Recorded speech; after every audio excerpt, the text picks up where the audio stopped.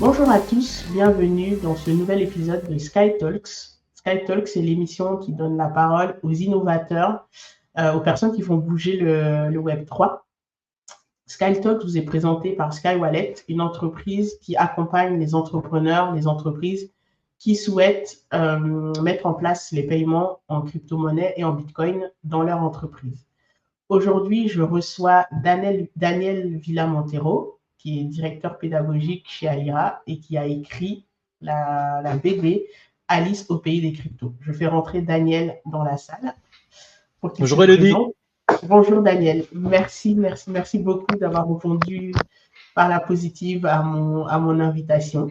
Je suis très heureuse de t'avoir sur mon plateau aujourd'hui. Ça tombe bien, je suis très heureux d'être là. Merci beaucoup Ah de bah, m'avoir parfait. invité. Donc, la tradition dans l'émission, c'est de donner la parole à l'invité pour qu'il se présente. Donc, Mhm. du coup, dis-nous qui est Daniel Villa-Montero, ton parcours et ce qui t'a amené petit à petit vers cet objet étrange qu'est Bitcoin et cet univers des crypto-monnaies. Ok. Alors, qui est Daniel Villamontero? Daniel Villamontero est un jeune garçon qui découvre l'ordinateur très tôt. J'ai la chance d'avoir mon père qui a un ordinateur à la maison quand j'étais très jeune, j'avais 8 9 ans, à une époque où un ordinateur coûtait le prix d'une petite voiture. Et très rapidement, j'étais fasciné par l'objet. Quand Internet est arrivé, j'étais fasciné par l'objet Internet, à un tel point que j'ai décidé de faire des études à l'université pour faire des jeux vidéo, des jeux sur PC, puisque je trouvais dans le jeu vidéo le mariage de deux mondes que j'adore, le jeu et l'informatique. Je découvre à l'université d'innombrables autres sujets de fascination, notamment le fonctionnement d'Internet et la manière organique de fonctionner Internet. Internet fonctionne sans qu'il y ait Coca-Cola ou une grande entreprise qui le gère. C'est une organisation humaine qui gère sans pouvoir centraliser. Même s'il y a des agences qui ont des rôles un peu centralisés sur Internet, ce sont des agences de contrôle et pas des agences de gouvernance. Et donc, par conséquent, je découvre cet objet, il est fascinant, et je décide de faire une thèse sur l'algorithmique des réseaux, notamment les réseaux distribués. Et Bitcoin est un réseau de paiement distribué comme un autre. Je tombe dessus donc à ce moment-là. Je passe à côté, j'enseigne l'informatique et le web, rapidement le web 2, le web communautaire, le web collaboratif. Et je deviens directeur pédagogique relativement tôt après avoir conçu des outils métiers et des CRM pour des petits et grands groupes. Je crée une agence avec quelques anciens qui s'appelle Exoma, où j'étais jusqu'à pas très longtemps CTO. Puis je rejoins Lyra en tant que développeur Web3, puisque la technique me fascine. Et puis donc deuxième épiphanie, deuxième illumination, quand je vois en fait que la technologie web peut devenir distribuée avec les technologies Web3. Je suis donc la formation d'Alira en développeur Web3 avec beaucoup d'assiduité. Et une fois que c'est terminé, je discute très rapidement avec Jérémy Vauquier, qui est le président de l'époque. Et je lui dis voilà, mon métier c'est la direction pédagogique, c'est l'enseignement. Je suis fasciné par ces technos. Ce que vous faites est merveilleux. On est en 2020, il y a personne qui enseigne le Web3 en France à ce moment-là. Et je rejoins pour le coup l'équipe en tant que directeur pédagogique à ce moment-là. Voilà, je t'ai fait le rapide. Voilà qui est Oui. Daniel. Bah, très fascinant comme parcours, surtout le parallèle entre le fonctionnement d'Internet et de Bitcoin. Hum, Effectivement, en fait, souvent on compare les deux dans le sens de l'adoption, plutôt en disant bah, Internet au début c'était plutôt niché jusqu'à ce qu'on ait des usages grand public et aujourd'hui on a l'explosion qu'on connaît tous. Et tout ça sans que ça soit quelque chose de centralisé qui a été dicté par quelqu'un. C'est venu en fait pas tout seul, mais c'est communautaire, distribué, accessible à tout le monde. Ouais. C'est très clairement la beauté des standards collaboratifs. Les règles en fait de fonctionnement d'Internet, et CPIP pour ne citer que lui, hein, mais il y en a naturellement plusieurs centaines d'autres, euh, sont créées de manière collaborative. Et puis on se dit, bah, cette règle-là sont bien, elles sont aménagées au fur et à mesure. C'est plus que démocratique, c'est darwinique, biologique. Oui, Internet s'est créé comme ça. Bitcoin et tous les projets open source dignes de ce nom distribués sont créés comme ça. Et la particularité entre Internet et Bitcoin, on aura l'occasion d'en reparler, c'est qu'Internet comme Bitcoin n'a pas de service marketing. Il n'y a pas un comité d'actionnaires d'Internet, il n'y a pas un comité d'actionnaires de oui, Bitcoin, il n'y a pas un service marketing d'Internet, il n'y a pas un service marketing de Bitcoin. c'est toutes celles et ceux qui veulent participer à son infrastructure, à sa gouvernance et son déploiement sont invités à le faire. Voilà. Donc il y a quelque chose de très collaboratif, de très communiste en fait dans ces deux technologies-là. C'est ça. Ce qui fait que tous ceux qui veulent entreprendre ou créer à partir de ces infrastructures-là, en fait, quelque chose, bah, ils sont libres de le faire. Et puis, l'adoption ou pas décidera, en fait, si l'innovation qui est créée à partir de ce type d'infrastructure survit. Donc, effectivement, il y a quelque chose de très darwiniste dans ces protocoles. De très naturel, ouais. Voilà, de très naturel. Et du coup, là, quand tu découvres en fait tout ça, qu'est-ce qui te donne vraiment le... Parce que tu indiques que tu t'es dit bah, ce qu'il faisait à l'IRA était cool, on va dire pour résumer comme ça, donc tu as envie d'en être. Est-ce qu'il y a un élément qui t'a donné un déclic, un élément Ouais. bien particulier, de sorte à ce que tu te dises bah, je veux enseigner aussi en fait ce sujet et même aller jusqu'à écrire en fait sur le sujet. Ouais, c'est pas. Je suis pas hyperactif de naissance. Hein. C'est pas dès qu'un sujet me fascine que je crée un livre et Ouais. jamais écrit avant. Et donc inévitablement, il s'est passé des choses avant que je tombe dans ce rabbit hole. La première chose qu'il y a, c'est que je pense qu'il y a ce qu'on appelle, enfin ce qu'on pourrait appeler des terrains favorables, des terreaux favorables, des terres favorables à être fasciné par l'objet. Le premier, c'est de déjà un peu comprendre comment fonctionnent un peu les différents acteurs qui sont autour de ça. Ça veut dire le fait de comprendre l'open source, de comprendre en fait la robustesse de ce qu'est l'open source, le fait qu'on construise à plusieurs des codes, même s'il n'y a qu'un seul auteur au départ, sur lesquels on décide de faire tourner nos machines pour faire quelque chose de collaboratif. Déjà, le fait d'avoir vu ça plusieurs fois m'a rendu sensible pour le coup à Bitcoin et au Web3. Ça, c'est la première chose. La deuxième chose, j'avais déjà été un peu contaminé par une très belle vidéo qui s'appelle, enfin, qui en tout cas qui est un peu vieillie, mais qui est intéressante, qui parle de l'argent dette, notamment en fait sur les processus de création monétaire. Notamment l'argent généré par la dette, créé par la dette, pas par la dette des États, mais par la dette des banques. C'est-à-dire que quand on émet un crédit, on crée une dette liée à ce crédit, l'argent est créé ex nihilo, du moment qu'on respecte les réserves fractionnaires et qui va complètement à l'opposé de ce que pensent 90% des gens, qui pensent que l'argent des banques est baqué par de l'or, ou qui pensent en fait que quand vous prenez un crédit, c'est qu'on a pris l'épargne de la grand-mère d'à côté, on vous a prêté cet argent et vous êtes censé la rembourser pour pouvoir redonner l'argent à la grand-mère. Voilà. On a donc une vision très 14e siècle en fait de ce qu'est le crédit. On a une vision qui est nous. C'est-à-dire que si moi je te prête de l'argent, elle dit c'est que j'ai du pognon. Je peux pas créer Oui, du c'est pognon, ça. je peux pas prendre un bout de papier et dire ceci vaut 10 000 euros baqué par Daniel. Avec ça, tu vas à la boulangerie, tu payes ce que tu as besoin de payer et ce papier que je viens d'éditer, quand on revient, je le déchire parce que pour le coup, ça a été rendu. Ça, ce pouvoir, j'ai pas le droit de le faire, mais les banques ont le droit de le faire. Et dans les banques privées ont le droit donc d'émettre monnaie. Une fois qu'on comprend ça, on devient beaucoup plus sensible à beaucoup plus d'alternatives. Quand on a conscience qu'il y a une maladie, on est beaucoup plus sensible au vaccin. Et donc, par conséquent, quand je découvre Bitcoin, sur le tard, je me rends compte de ça. La première fois que j'ai découvert Bitcoin, je ne me suis pas du tout intéressé. C'était en 2010, 2011, 2012. J'étais en thèse, j'étais en train de travailler sur mon sujet de recherche. Bitcoin faisait partie des très nombreux réseaux distribués et décentralisés qui fonctionnaient. Il y avait des tas de solutions distribuées décentralisées qui existaient dans la littérature scientifique de l'époque. Bitcoin était un truc parmi d'autres. Et en fait, j'ai tendance à dire que Bitcoin, c'est un peu comme le café et le vin ou l'alcool, ou le thé, ou en fait, par exemple là je bois du café, j'adore le café, mais la quasi-totalité des gens, la première fois qu'ils goûtent du café sans sucre, ils trouvent ça dégueulasse. Voilà. Bitcoin c'est pareil, la première fois qu'on voit Bitcoin, c'est dégueulasse. C'est trop beau pour marcher, c'est forcément une arnaque.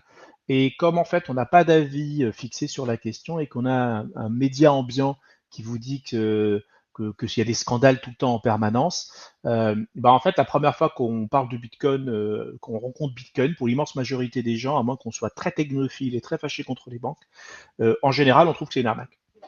Je donne un exemple qui est très simple. C'est le premier post que j'ai fait sur LinkedIn, et d'ailleurs, c'est quand j'ai écrit ce post-là, quand j'étais chez Alira, que je me suis rendu compte qu'il y avait un combat à mener. C'est quand en fait, je commençais à comprendre Bitcoin. et que je voyais un article et qui me disait Bitcoin est utilisé par les criminels. C'est le premier post que j'ai écrit sur LinkedIn à ce sujet, et j'avais dit, enfin je sais plus comment je l'avais tourné, mais je me suis dit, allez, qu'est-ce qu'il y a d'autre qui est utilisé par les criminels? La voiture, le téléphone portable, le courant, l'électricité. C'est-à-dire qu'on prend tout ce qu'utilise un criminel, qui est un être humain qui vit sur Terre, dans le même monde que vous, et imaginons que je suis quelqu'un qui veut discréditer l'automobile, je vais dire, attention, ne prenez pas la voiture, c'est utilisé par les criminels. Si je dis ça, je passe pour un charlot, parce qu'en fait, tout le monde sait ce que c'est qu'une voiture. Et tout le monde voit la voiture et dit, bah oui, bah, les criminels, moi, ma grand-mère, tout le monde utilise la voiture, il y a pas de problème.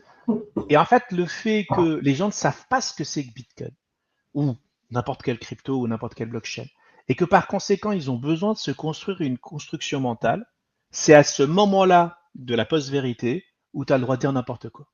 Ça veut dire, dès que les gens ne savent pas ce que c'est, qu'on est dans la mythologie, dans le fantasme de ce que c'est qu'un objet, on peut dire n'importe quoi, même ce qui est ridicule.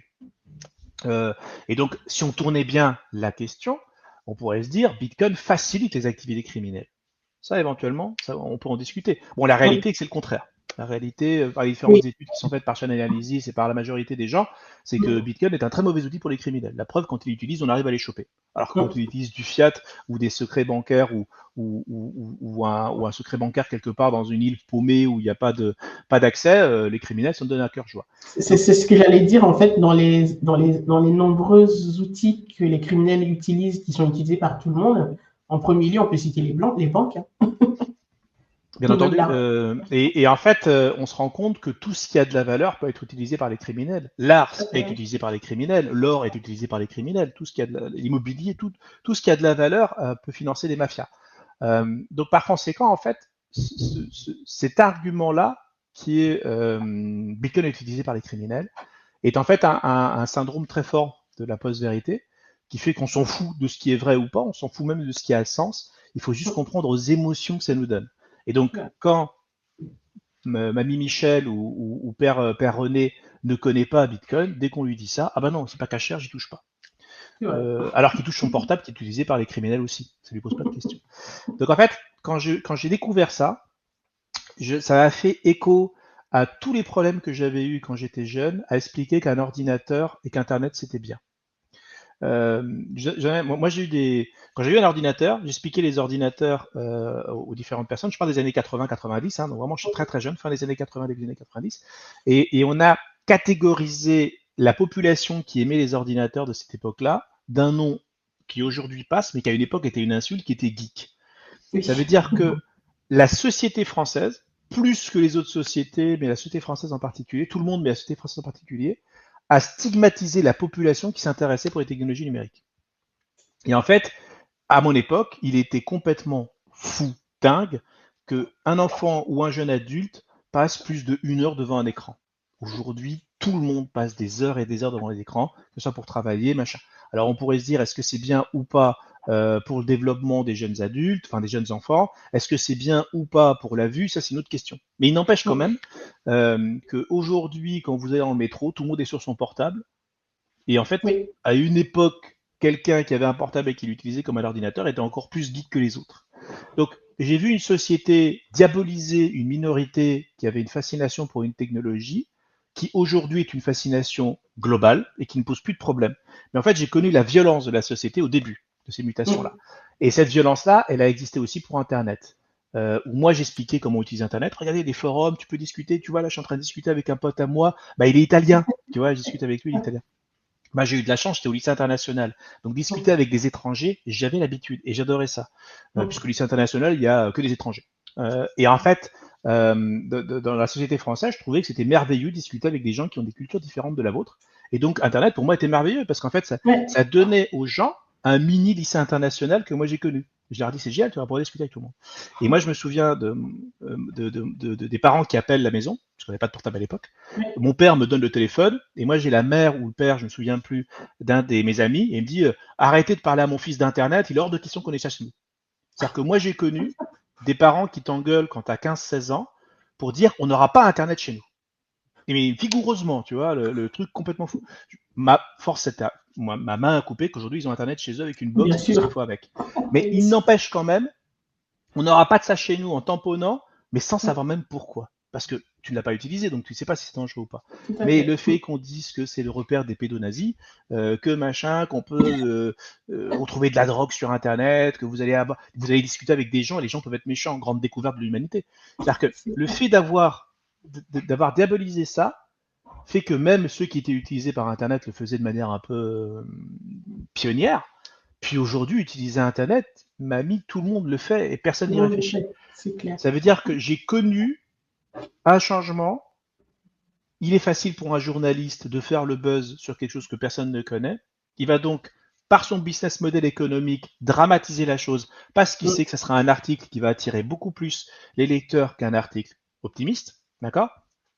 Il y a un niveau d'éducation qui est très fort, qui est aussi que vaut mieux être prudent à l'excès qu'être enthousiasme en se trompant. D'accord?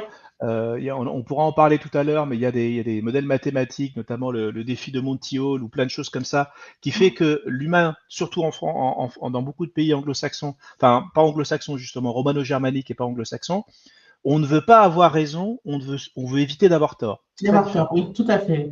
C'est-à-dire que les anglo-saxons veulent avoir raison, et s'ils ont tort, c'est pas grave. Nous, on s'en fout d'avoir raison. Culturellement, on s'en fout d'avoir raison. Ouais, Par contre, on ne veut pas avoir tort. c'est On ça. veut éviter d'avoir tort. Et la meilleure manière d'éviter d'avoir tort, c'est de rien entreprendre, parce que comme ça, tu n'auras jamais tort. Mm. Et ce qui fait qu'on a des taux, puisque c'est le sujet de ta chaîne, on Mm. a des taux d'entrepreneuriat en France qui sont probablement les plus bas du monde. Voilà, c'est-à-dire que il y avait eu une étude qui avait été faite à un moment donné quand je faisais ma thèse, donc c'était il y a longtemps, hein, c'était pré-Covid, donc pour le coup maintenant ça peut changer, où on expliquait que 8% de la population active française était son propre patron. Ça, indépendant, libéral, pas Ouais. employé, quoi. Freelance, tout ça. Entrepreneur, on dirait aujourd'hui, mais je mets dedans les professions libérales, d'accord? L'avocat est un entrepreneur de cette manière, il est Mm. tout seul. Pour moi. L'avocat indépendant, en tout cas. Et en fait, 8% de la population a une activité indépendante. Et en fait, quand on en discute dans la rue, les gens se disent oh, c'est beaucoup, c'est pas mal. 8% Oui, d'entrepreneurs, ouais, 8% d'indépendants, c'est énorme. C'est pourri. c'est C'est pourri. pourri. Vous prenez la Tunisie, ils sont à 28%. Enfin, c'est pourri, c'est nul. C'est un des taux les plus bas du monde. Et par contre, ce qui était fascinant, c'est quand on pose la question aux gens, ils ont l'impression qu'ils sont dans la Startup Nation. Et c'est ça, en fait, j'étais en thèse, hein, ce truc-là m'avait fasciné. Ça veut dire que euh, ça m'avait fasciné de me rendre compte que la population était éblouie d'une situation qui était parue comme médiocre et ridicule du reste du monde. C'est ça. Et pour le coup, donc, voilà, j'ai plein de terrains favorables qui fait que quand j'arrive sur Bitcoin et que je vois la manière avec laquelle le Web3 et Bitcoin est diabolisé, déjà je me dis, s'ils en disent du mal, c'est que c'est bien, parce que j'ai eu l'habitude maintenant. Ouais, On m'a déjà fait le coup 2 fois, donc c'est bon à un moment donné. Et il y ouais. en a plein comme ça dans l'écosystème. Il y a Faune de Radio, il y a Jacques Fay, il y en a plein Oui, comme ça qui, quand ils ont vu un message disant c'est utilisé par les criminels, ils se ils sont dit, sont ah allés bah, voir parce qu'ils se disent si les criminels les utilisent, c'est que ça marche. bah oui, c'est que ça fonctionne. Si vous avez un vendeur de voitures et il dit voilà, il y a la Renault machin, puis il y a la Peugeot, et puis là il y a la Audi, ça c'est utilisé par les criminels. Hein. Qu'est-ce que ça veut dire? Bah, ça veut dire qu'elle résiste à tout, ça veut dire qu'elle prend un Ouais, choc, c'est que ça. le airbag fonctionne bien, ça veut dire qu'elle est hyper robuste. Le criminel, il va pas prendre la bagnole pourrie, il va prendre la bagnole Ouais, qui peut semer les flics. Vous voyez ce ce que je veux sont dire? des gens pragmatiques, hein, les criminels. Ils sont des gens terre à terre, ils s'en foutent, ils se foutent du jugement social des autres. C'est d'ailleurs pour ça souvent qu'ils sont criminels, parce qu'ils s'en foutent du jugement social des autres. Et donc par conséquent, ils vont prendre ce qui est le plus efficace. Et ben là, c'était pareil. Il y a des gens qui sont intéressés à Bitcoin parce que c'est utilisé par les criminels, parce qu'ils disent bah, si les criminels l'utilisent, c'est que c'est efficace. Et moi, j'ai tout de suite remarqué ça. Je me suis remarqué que effectivement, c'était un outil qui était extrêmement émancipateur. J'avais été sensibilisé très jeune parce que je voyageais beaucoup en Amérique du Sud à l'époque, et j'avais découvert que la majorité des Sud-Américains de l'époque n'ont pas de compte bancaire. Moi, j'ai connu plein de gens qui n'ont pas de compte bancaire. Pas besoin d'aller en Afrique ou en Asie, hein. En Amérique du Sud, il y en a plein. Hein. Je connais plein de gens qui n'ont pas de compte bancaire. Et à chaque fois qu'on leur donnait un dollar, ils le gardaient précieusement comme c'était de l'or. Parce qu'en fait, leur monnaie était pourrie, leur économie était pourrie, et en fait, le dollar était la seule chose qui avait de la valeur. Et donc, Ok, par c'était une conséquent, réserve de valeur pour eux, du coup. c'était la réserve de valeur pour eux. Ça veut dire qu'en fait, tu pouvais avoir des trucs moins chers en payant en dollars que si tu payais avec la monnaie locale. Tu vois ce que je veux dire? C'est-à-dire que Ah ouais. le truc valait 12 balles, en monnaie locale, si tu payais en dollars, tu pouvais l'avoir pour 10 balles. Tu vois ce que je veux dire? C'est vraiment, il y avait vraiment ce côté-là. Et donc, j'ai effectivement découvert qu'il y avait un problème monétaire, que nous, on est content de notre monnaie, que 2 ou 3 pays dans le monde sont contents de leur monnaie, tous les autres pays détestent leur monnaie. C'est-à-dire que 80% de la population mondiale vit dans un écosystème où elle déteste sa monnaie. Et donc, par conséquent, il y avait un sujet. Et donc, je faisais partie de ces gens-là qui se sont rendus compte que diaboliser de cette manière-là, pour le monde, il fallait qu'il y ait des gens de l'autre côté et qu'il y ait des gens qui Ouais, rationalisent ce discours et qui rationaliser le discours, je pense que c'est la chose la plus importante. Moi, je ne dis jamais buy Bitcoin, je dis study Bitcoin. Déjà, ça va t'enrichir ouais. beaucoup plus que si tu en achètes. Mais globalement, là-dessus, intéressez-vous à ces questions parce que ce sont des questions importantes et ne laissez pas le prêt-à-penser prendre le relais. Voilà. Donc, c'est ça, en Ouais, fait, qui a prête à fait. penser.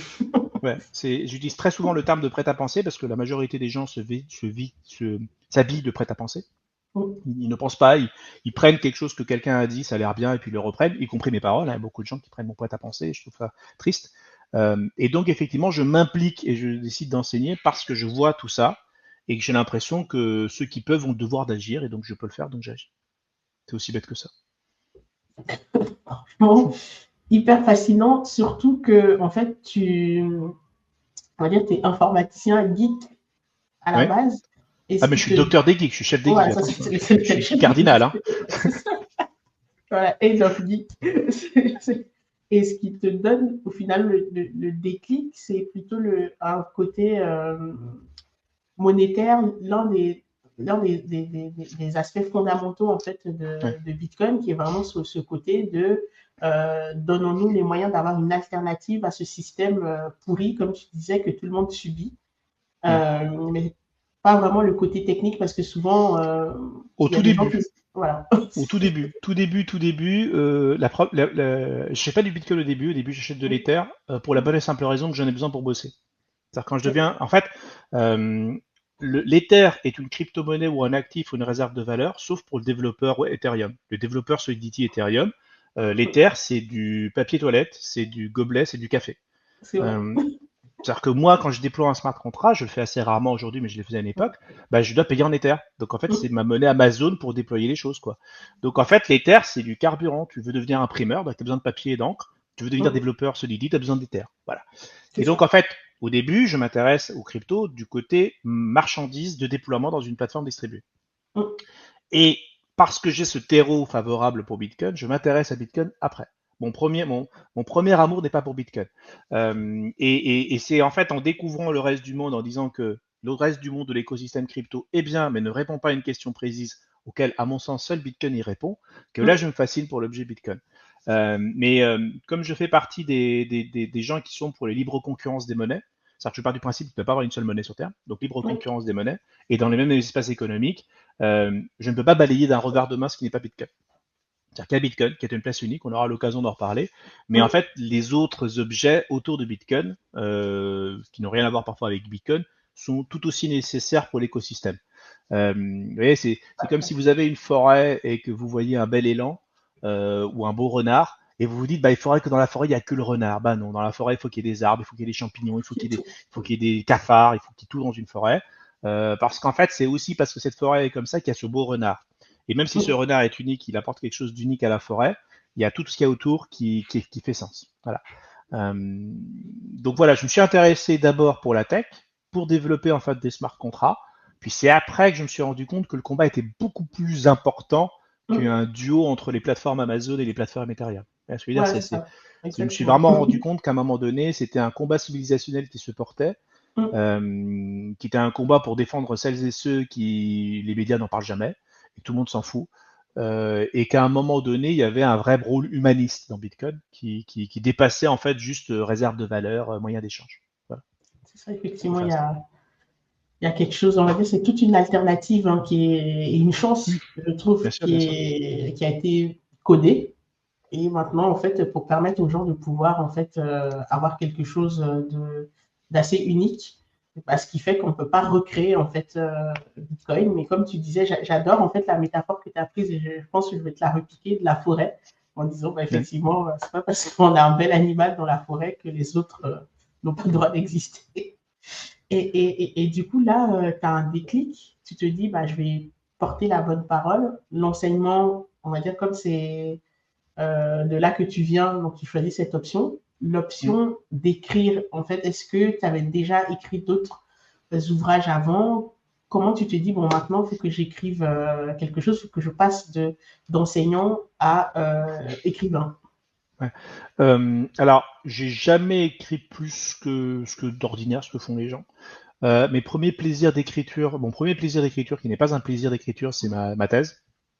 Je n'ai pas du tout pris le plaisir d'écrire ma thèse. J'étais très heureux de l'avoir terminée, déjà parce que c'est un travail de longue haleine.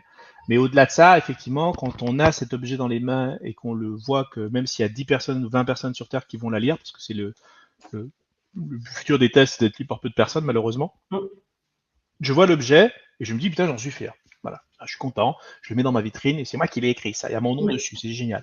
Et en fait, quand vous avez un ouvrage avec votre nom dessus, qu'on le veuille ou pas, ça fait quelque chose, ça vous transforme, ça fait quelque chose de vous, quelqu'un de différent.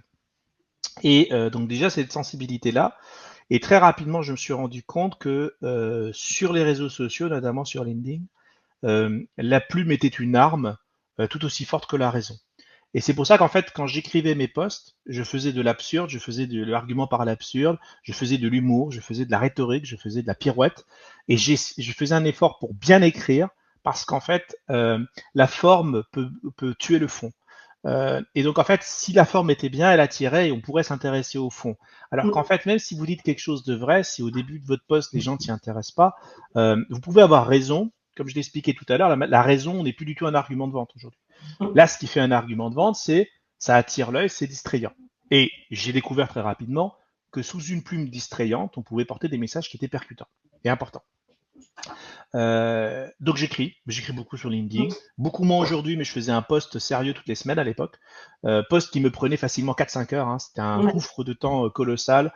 Je le faisais, je le réécrivais, je le chantais, c'est-à-dire je le disais oralement comme si c'était un discours, et dès qu'une phrase ripait, j'étais obligé de refaire quasiment toute la moitié du post parce que l'équilibre n'était pas bon. Je suis pas du tout efficient là-dessus, hein. J'ai fait un post il y a pas longtemps en disant que j'utiliserais pas chez GPT malgré tout, parce qu'en fait c'est un plaisir de boulanger individuel. C'est je fais mon pain, c'est mon objet, c'est moi.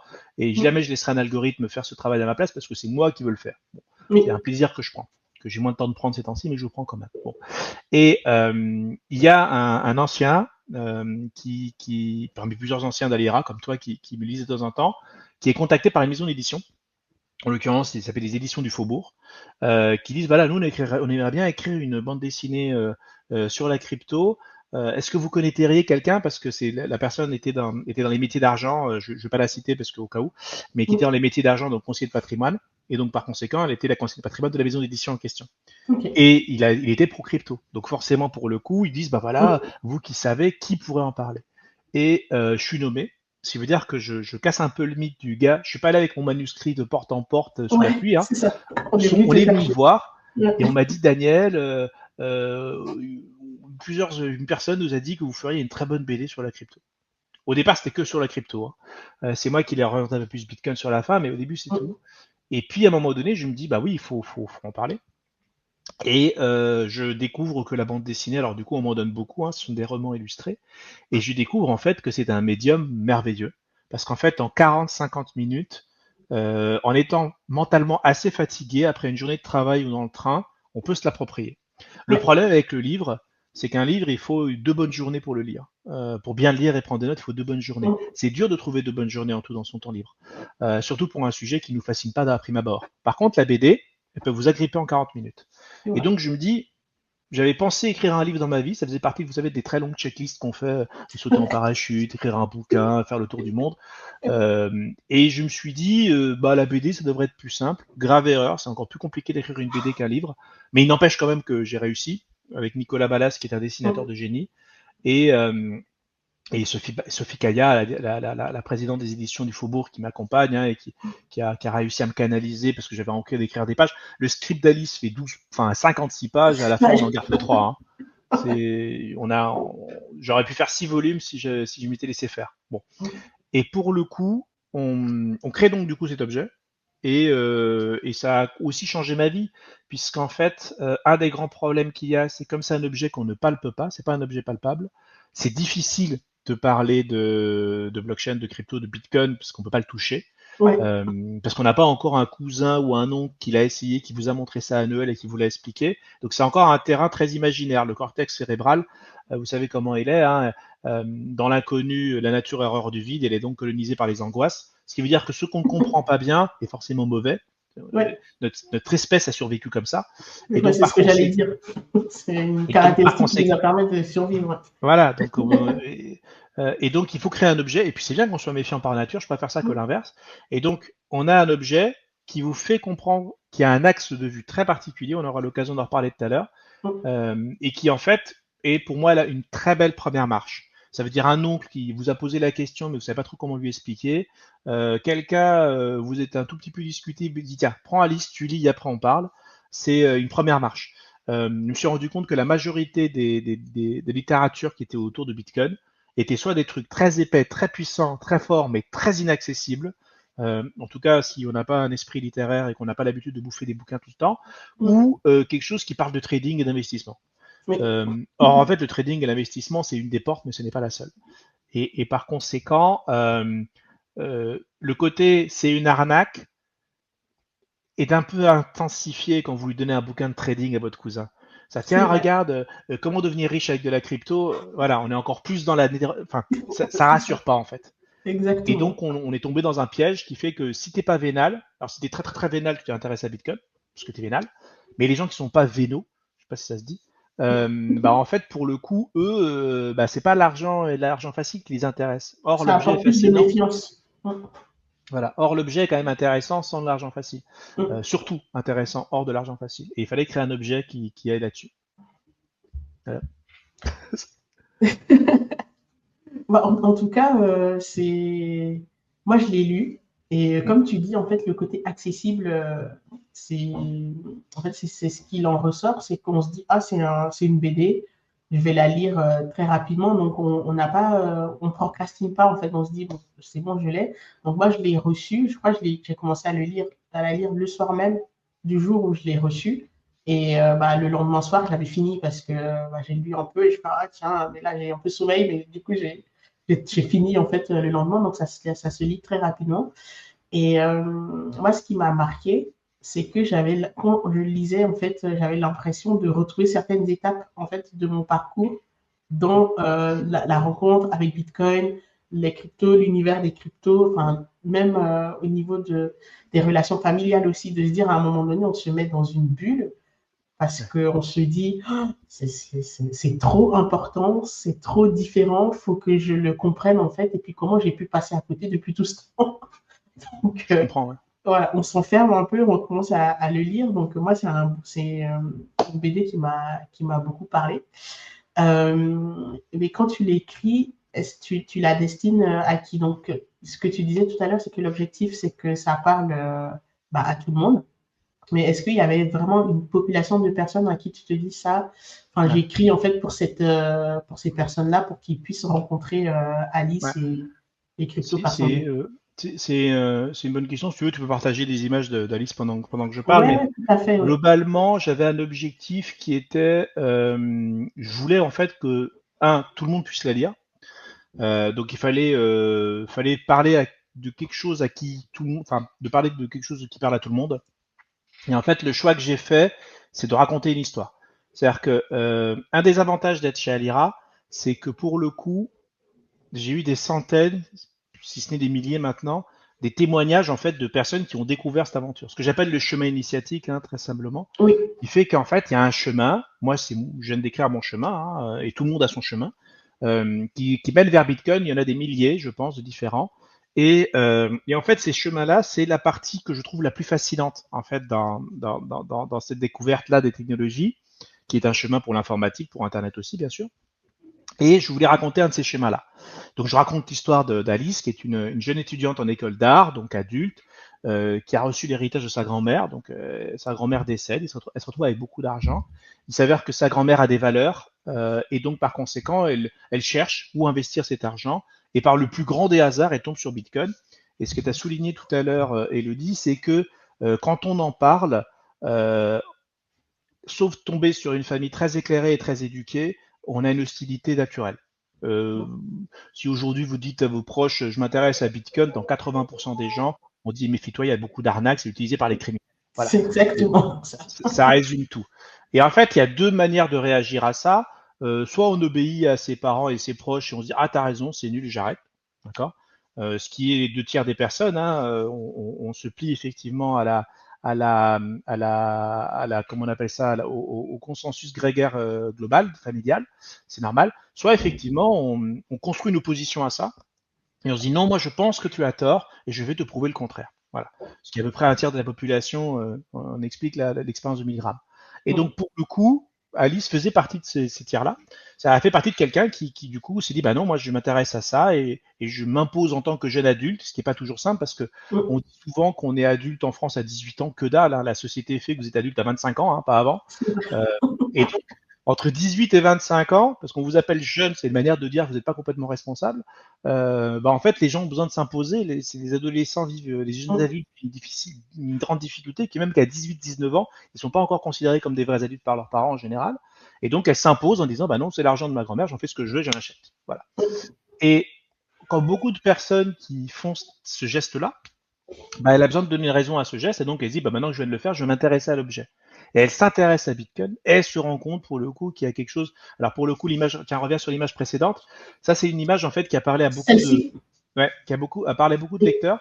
Donc là, elle tombe sur un article qui est un document qui est très beau, qui est le crypto manifeste de Tim May. Et en fait, comme beaucoup de personnes, quand elles voient que le monde peut être autrement, qu'il a des règles différentes dans le numérique, en fait, l'image, les trois images qu'on a de quelqu'un comme ça qui est perdu dans ses pensées en train de réfléchir, c'est commun à beaucoup de personnes. Et en haut à droite, il y a le petit lapin d'Alice au pays des cryptos qui n'existe pas dans les slides précédentes. C'est à ce moment-là que le petit lapin apparaît. Apparaît. Oui, voilà. Ok. Donc, ça fait partie des j'avais pas fait attention à ce détail. C'est là qu'elle commence à rentrer dans le rabbit hole. C'est là qu'elle tombe dans le rabbit hole avec le crypto manifeste de Tim May, qui est un texte très difficile à lire, qui est facile à lire mais très difficile à comprendre, et qui en fait fait comprendre aux gens que le monde peut être autrement de ce qu'on connaît. C'est ce qu'on appelle changer les paradigmes, tout simplement. Et en fait, elle va comme ça, peu à peu, avoir son petit schéma initiatique. Et pour moi, c'était important de raconter un chemin initiatique. Aujourd'hui, par exemple, si vous voulez vanter que le surf, c'est génial, vous dites, voilà, le surf, c'est génial, tu vas le voir dans tes cheveux, tu vas être en train de surfer des vagues, tu vas pas expliquer la thermodynamique des fluides pour expliquer comment les vagues se font. Tu vas pas expliquer la résistance des matériaux quand on arrive à faire une planche aussi légère. Tu vas pas dire, oui, mais les criminels font du surf. Enfin, tu vois, je veux dire ça. Tu vas juste expliquer ce que c'est que de faire du surf. Et en fait, qu'est-ce que c'est que de découvrir ce monde-là, de découvrir une alternative monétaire, de participer à quelque chose qui nous dépasse, et de découvrir tout ça. Et en fait, la BD, Alice au pays des cryptos, c'est l'histoire de quelqu'un qui traverse ça. Et en fait, en personnifiant le crypto bro, le crypto girl qui découvre en fait ce monde-là, rendant compte qu'il est humain. Et en plus, Alice n'est pas là pour faire du pognon, elle est là pour faire honneur à sa grand-mère, à la mémoire de sa grand-mère. Et effectivement, on humanise en fait cette personne-là comme si on humanisait le geek. Vous voyez ce que je veux dire? C'est-à-dire que la pire chose qu'on peut faire, et les médias s'émerveillent à faire ça tout le temps, c'est déshumaniser celles et ceux qui s'intéressent à ça en disant, de toute façon, c'est pour des criminels et c'est pour du court terme. C'est pour gagner du pognon. En fait, en disant que c'est pour gagner du pognon, vous déshumanisez quelqu'un. Vous dites qu'il fait ça pour de mauvaises raisons.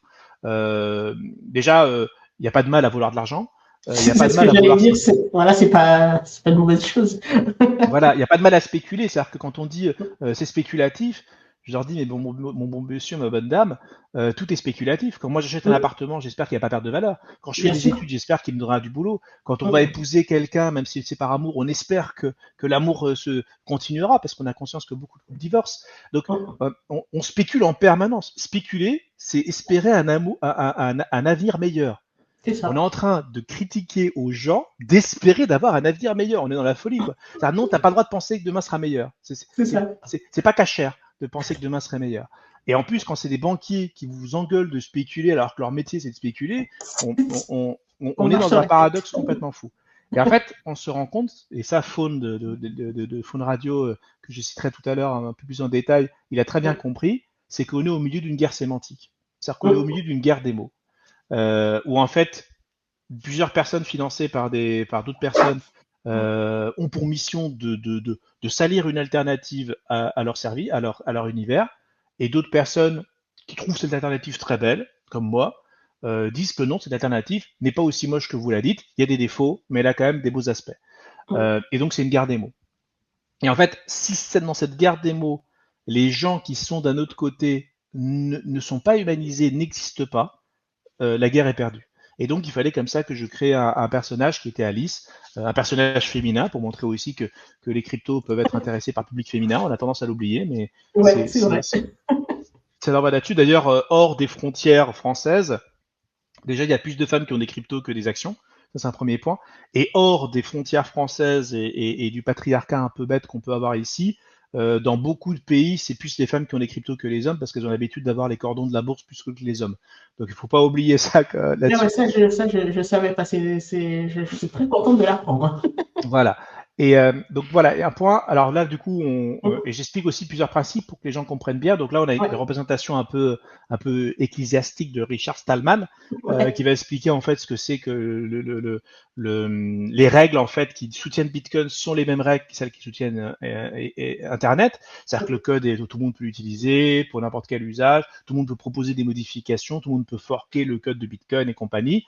Et donc, en gros, il y a ce petit côté qui est l'appropriation collective des moyens de production monétaire. C'est qu'en fait, c'est un objet extrêmement collaboratif. Moi, il y a des choses qui m'énervent dans la vie, mais une des choses qui m'énerve le plus, c'est qu'on me dit que Bitcoin est une monnaie privée. Ah oui, Là où celle-ci, on Là où entend beaucoup. 80-90% de l'argent fiat est créé par des banques privées, que même Mhm. la Banque de France est un organisme privé, qu'on a tendance à oublier, c'est pas un organisme public, la Banque de France. C'est-à-dire qu'en fait, la majorité de nos comptes bancaires sont privés, totalement privés, Mhm. et Bitcoin, qui est la seule monnaie qui est totalement publique, dans le sens où il n'y a pas de privation dans son usage, est considéré comme monnaie privée.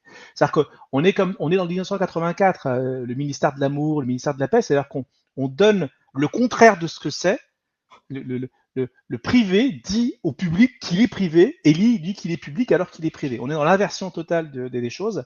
Euh, et en fait, on est dans l'image que est public ce qui appartient à l'État, alors qu'en fait, il y a des choses qui n'appartiennent pas à l'État, mais qu'elles sont publiques quand même. Ça veut dire adoubé par l'État n'est pas la définition de public. D'accord. Exactement. Les gens doivent bien comprendre ça.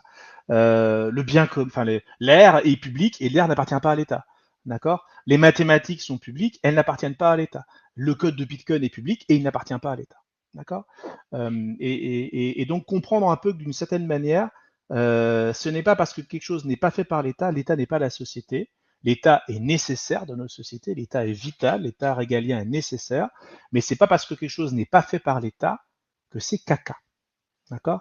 euh, Voilà, il n'a pas été décrété que dans une famille, enfin, je veux dire, il y a plein de choses qu'on accepte hors étatique et qu'on estime bien, et à aucun moment vous dites que le schéma familial que vous avez est privé parce qu'il n'est pas gouverné par l'État. À un moment donné, il Ouais. faut remettre les choses au centre du village. Voilà.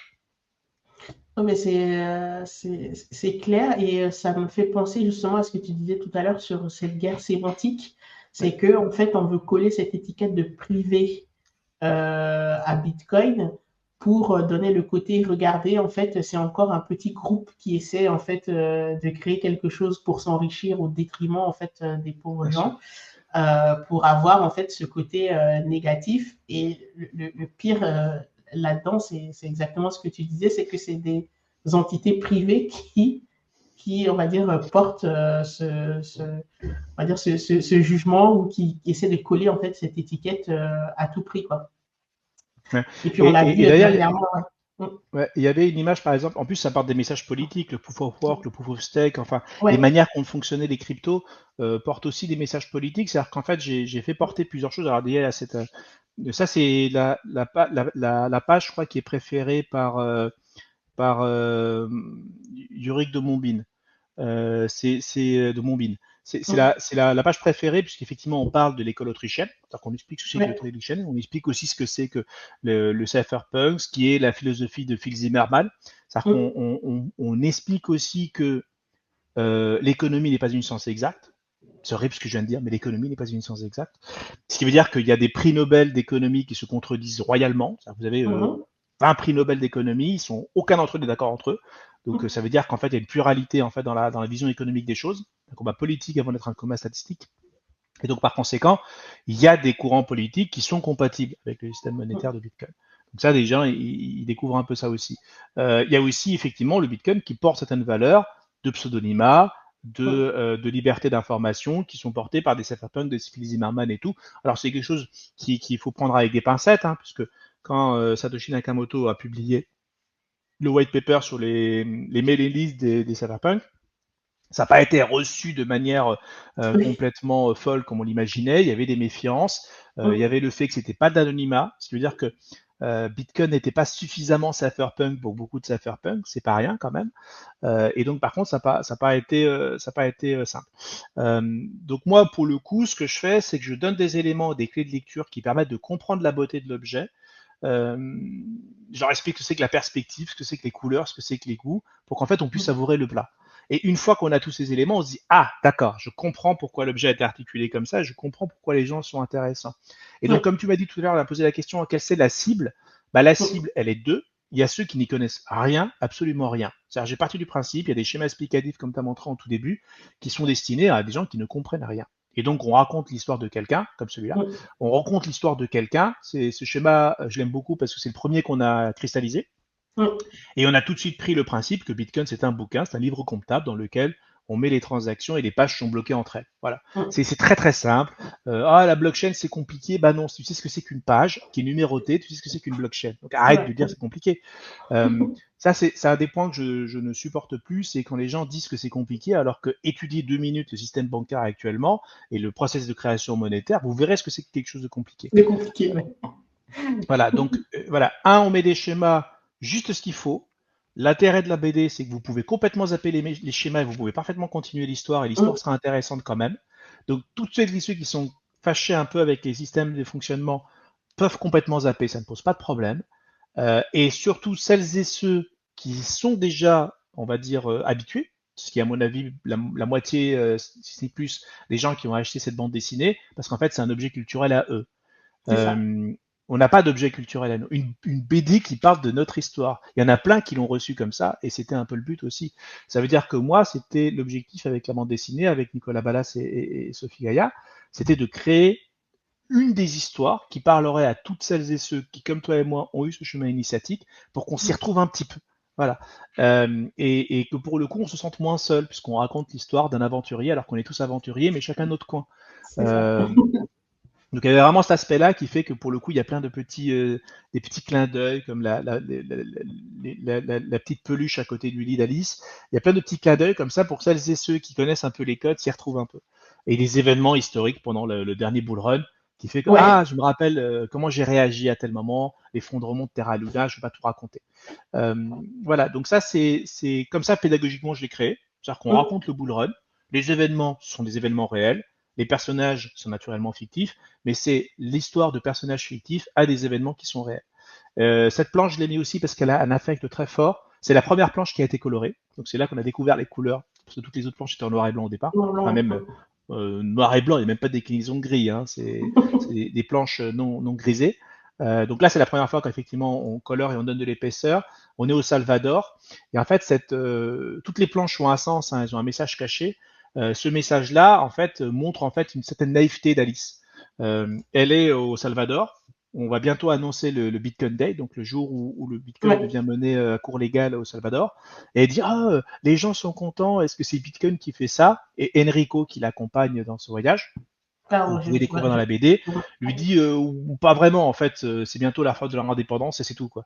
C'est-à-dire que lui qui est un bitcoiner maximaliste assumé redescend Alice sur Terre en disant non non, les gens sont pas en train de faire la fête, c'est le bit centenaire et en fait c'est une raison parmi d'autres. La majorité des gens ne comprennent pas Bitcoin.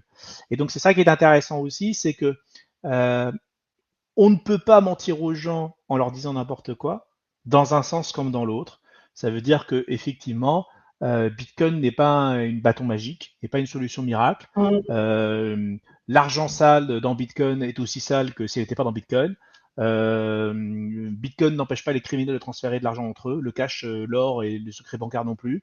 Ça veut dire qu'en fait, Bitcoin ne va pas rendre le monde beau juste parce qu'il est là. Par C'est ça. contre, il aide à rendre le monde beau. Il permet des choses qui permettent de rendre le monde meilleur, qui ne peuvent pas être faites avec les outils qu'on a actuellement. Et donc c'est ça aussi qui est intéressant, c'est d'être l'objectif d'Alice, c'est vraiment être dans le bon milieu. C'est vraiment Ouais. ne pas être ultra enthousiaste, ne pas être ultra pessimiste. C'est pas simple, J'avais l'avantage d'être avec mon dessinateur Nicolas Ballas, qui n'est pas un convaincu enthousiaste, donc il me refusait de redescendre sur Terre en disant je suis pas convaincu par ta planche. Et là, je comprenais très bien que j'étais trop enthousiaste. Et donc, c'est un véritable travail d'équilibre. Et c'est d'ailleurs ce qui a été salué par Jacques Favier, qui a fait la préface de la deuxième édition, sur le fait que c'était le bon ton, c'est-à-dire qu'on était dans la Ouais, justesse. Et même des personnes qui sont très crypto et Bitcoin sceptiques, à qui j'ai fait lire ce livre-là, euh, les sceptiques honnêtes, hein, pas les sceptiques de plateau, hein, ils ont lu le truc, ils ont dit je suis pas d'accord avec tout, mais c'est lisse. Il y a pas trop d'enthousiasme, on a mis là où il y a les problèmes et c'est important. Voilà. ouais, ouais, très Donc très important. c'était vraiment l'objectif.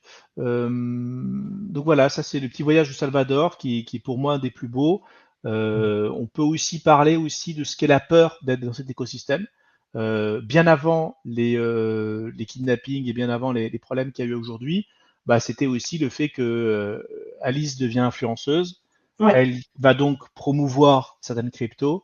Parmi les cryptos qu'elle promouvoit, il y a Terra Luna, et comme des centaines d'influenceurs, hein. Toute la cryptosphère française disait que Terra Luna, c'était la panacée.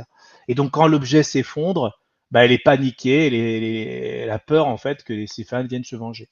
c'est ça. Bon, il s'avère qu'aujourd'hui, on a peur sans avoir besoin que les fans se vengent, hein, mais il n'empêche quand même que c'est un monde émotionnel qui est très fort, de confiance, de surconfiance, d'espoir et de peur aussi. Et en fait, il était important pour moi dans l'ISOP des cryptos de montrer ce monde-là dans toute sa complexité. Toute la complexité émotionnelle, toute la complexité narrative, en disant que c'est un objet qui est complet. C'est un monde C'est qui est ça. complet. Voilà. Surtout quand on. Et moi, dans ce parcours-là, on voit qu'on a. Enfin, on passe toujours à ces différentes étapes de se dire bah, on découvre l'objet, on découvre l'écosystème, on commence à apprendre et puis on découvre aussi au passage ce qu'est la monnaie. Oui. Et à un moment donné, on a cette envie de le partager. Donc, quand je vois Alice, en fait, qui commence à prendre la parole, à devenir influenceuse ou à donner de l'information à partager, moi, ça résonne beaucoup, en fait, en moi. Je me dis, effectivement, il y a ce besoin de, même rien que pour ne pas se sentir seul, en fait, de se dire, bah, je vais en parler, je vais en discuter avec des gens, je vais faire des interviews comme celles qu'on fait là aujourd'hui pour bah, avoir on va dire, être entouré aussi de gens et pouvoir partager ce qu'on a appris parce qu'on se dit c'est trop important. Bien Et sûr. ça fait écho aussi à l'autre planche, en fait, où Alice elle se dit bah, les gens au Salvador, ils auront Bitcoin comme moyen légal, ça sera la fête, en fait, chez eux, parce qu'on se dit, bah, même si les gens ne s'en rendent pas compte, c'est quelque chose de révolutionnaire, en fait, qu'ils sont en train de vivre. Donc, pour elle, c'est normal, en fait, qu'ils soient en train de le fêter. Donc, Tout à fait. en tout cas,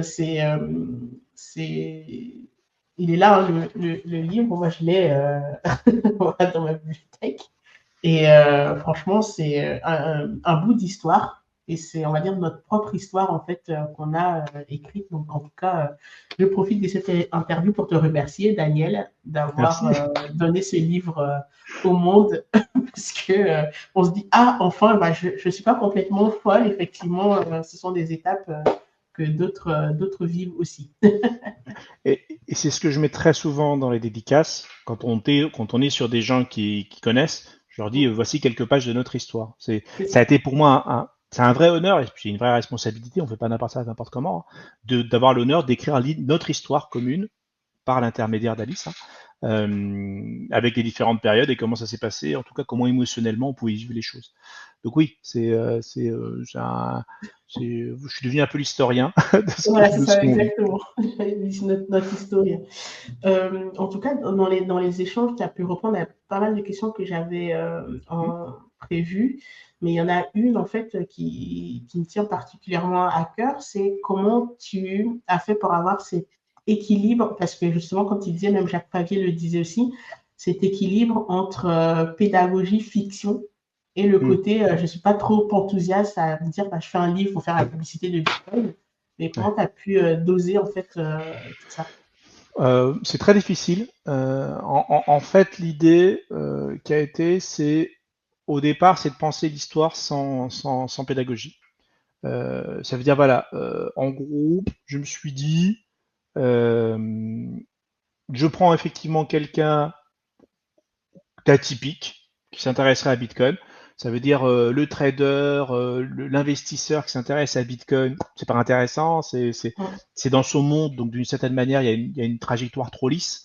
Donc je suis allé chercher en fait quel est le personnage qui s'intéresserait le moins à Bitcoin. Alors pour le coup, j'ai pris l'étudiante en école d'art. Et en Oui. fait, c'est pas la trajectoire la plus éloignée parce que les artistes sont très pro-crypto en général, hein. Mm. La majorité des artistes s'y intéressent très facilement parce que, par définition, l'artiste a très peu de blocage mental, hein. Le principe d'un artiste, c'est qu'il a peu de blocage mental. Donc, en l'occurrence, comme il est beaucoup curieux et tout ça, il s'intéresse à tout, hein. On a beaucoup d'artistes qui sont autour de la communauté Bitcoin et crypto et ils sont fascinés parce qu'ils ne sont pas habitués à être boiteux mentalement. Bon. Donc l'idée qu'il y a, c'est prendre effectivement quelqu'un un peu atypique, en tout cas en apparence, école d'art, et qui va découvrir en fait les différents schémas. Et un des schémas, c'est vouloir rendre le monde meilleur, ce qui peut sembler un peu naïf, mais en même temps dire un peu fuck au système, ce qui est à peu près classique quand on a 19, 20, 21 ans, Ouais. surtout quand on voit comment le monde est en train de tourner. Et à partir de ces deux ingrédients-là, donc un petit côté rebelle quand même, qui est justifié parce que tu as une grand-mère qui a détesté Franco, donc tu vois, ça aide un peu. Et à côté de ça, une situation où tu te retrouves avec de l'argent et tu sais pas quoi en faire. Et avec ça, paf, tu crées un modèle.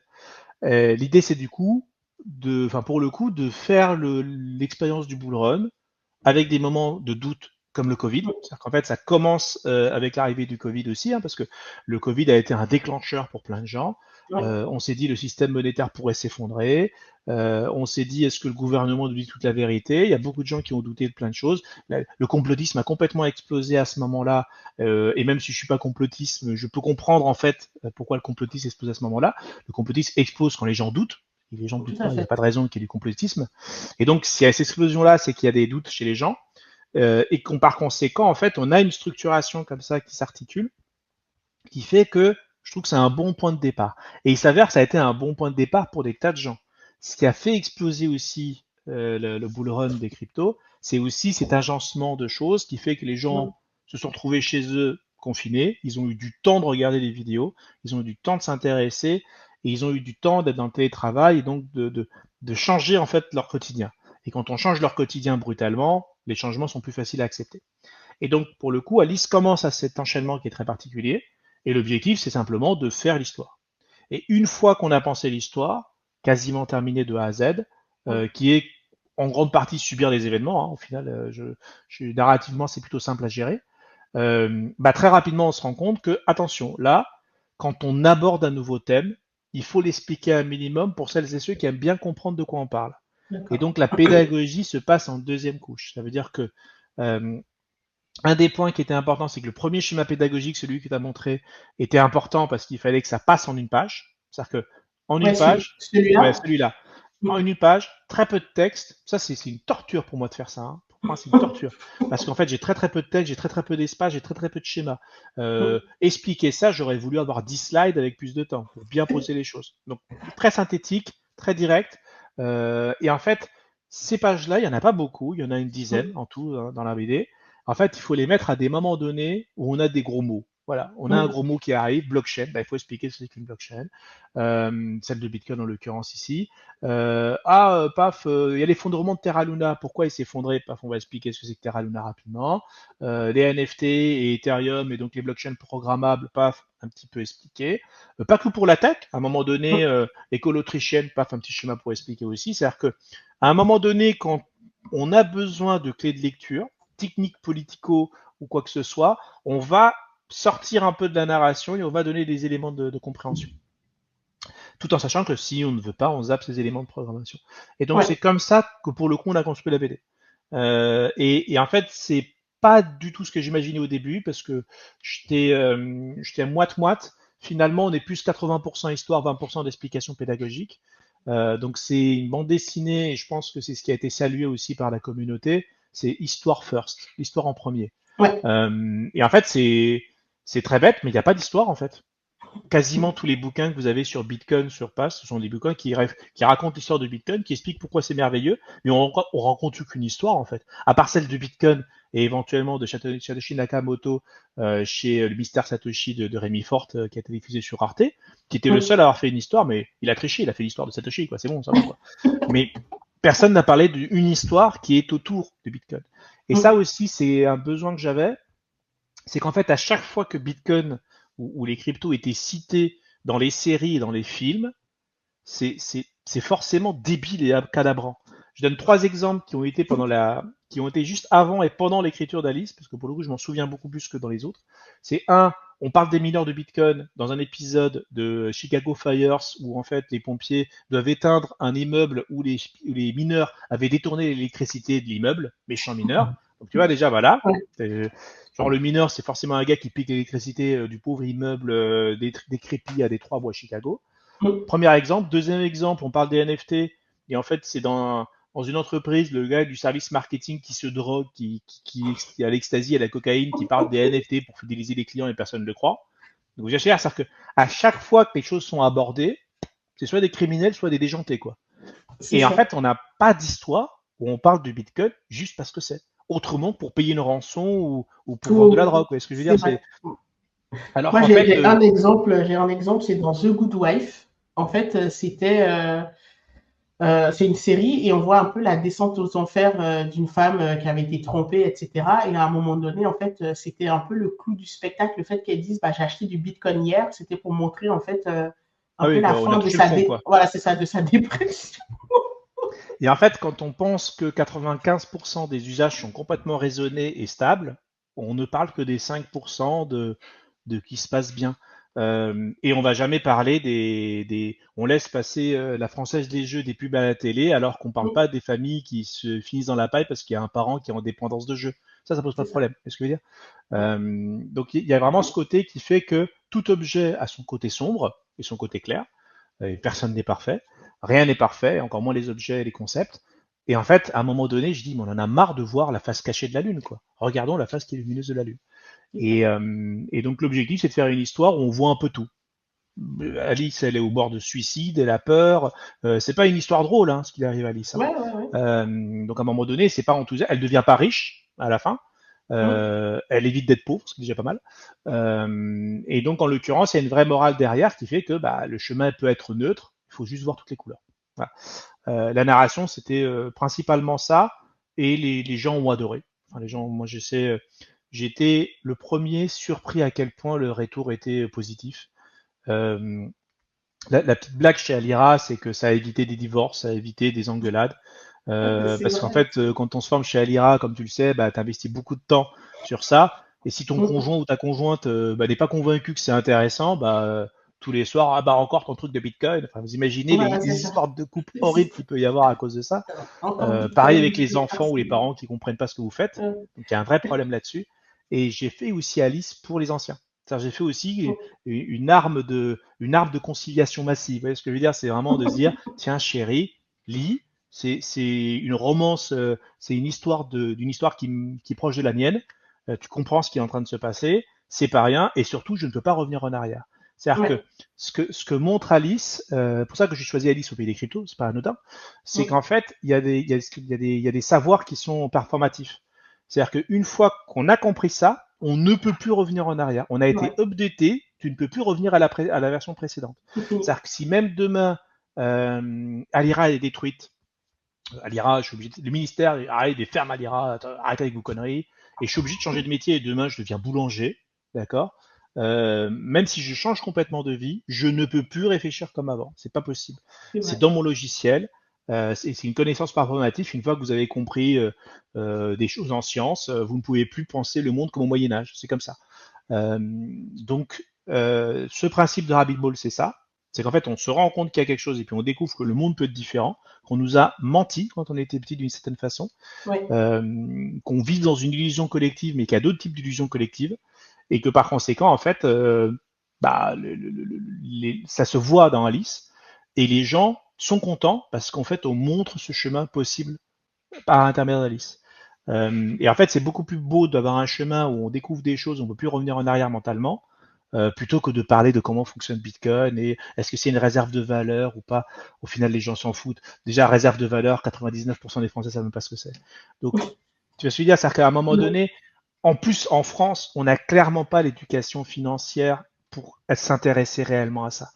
Euh, Par contre, dire que c'est une expérience humaine et qu'elle vous change votre vie, ça peut être un peu intéressant par contre.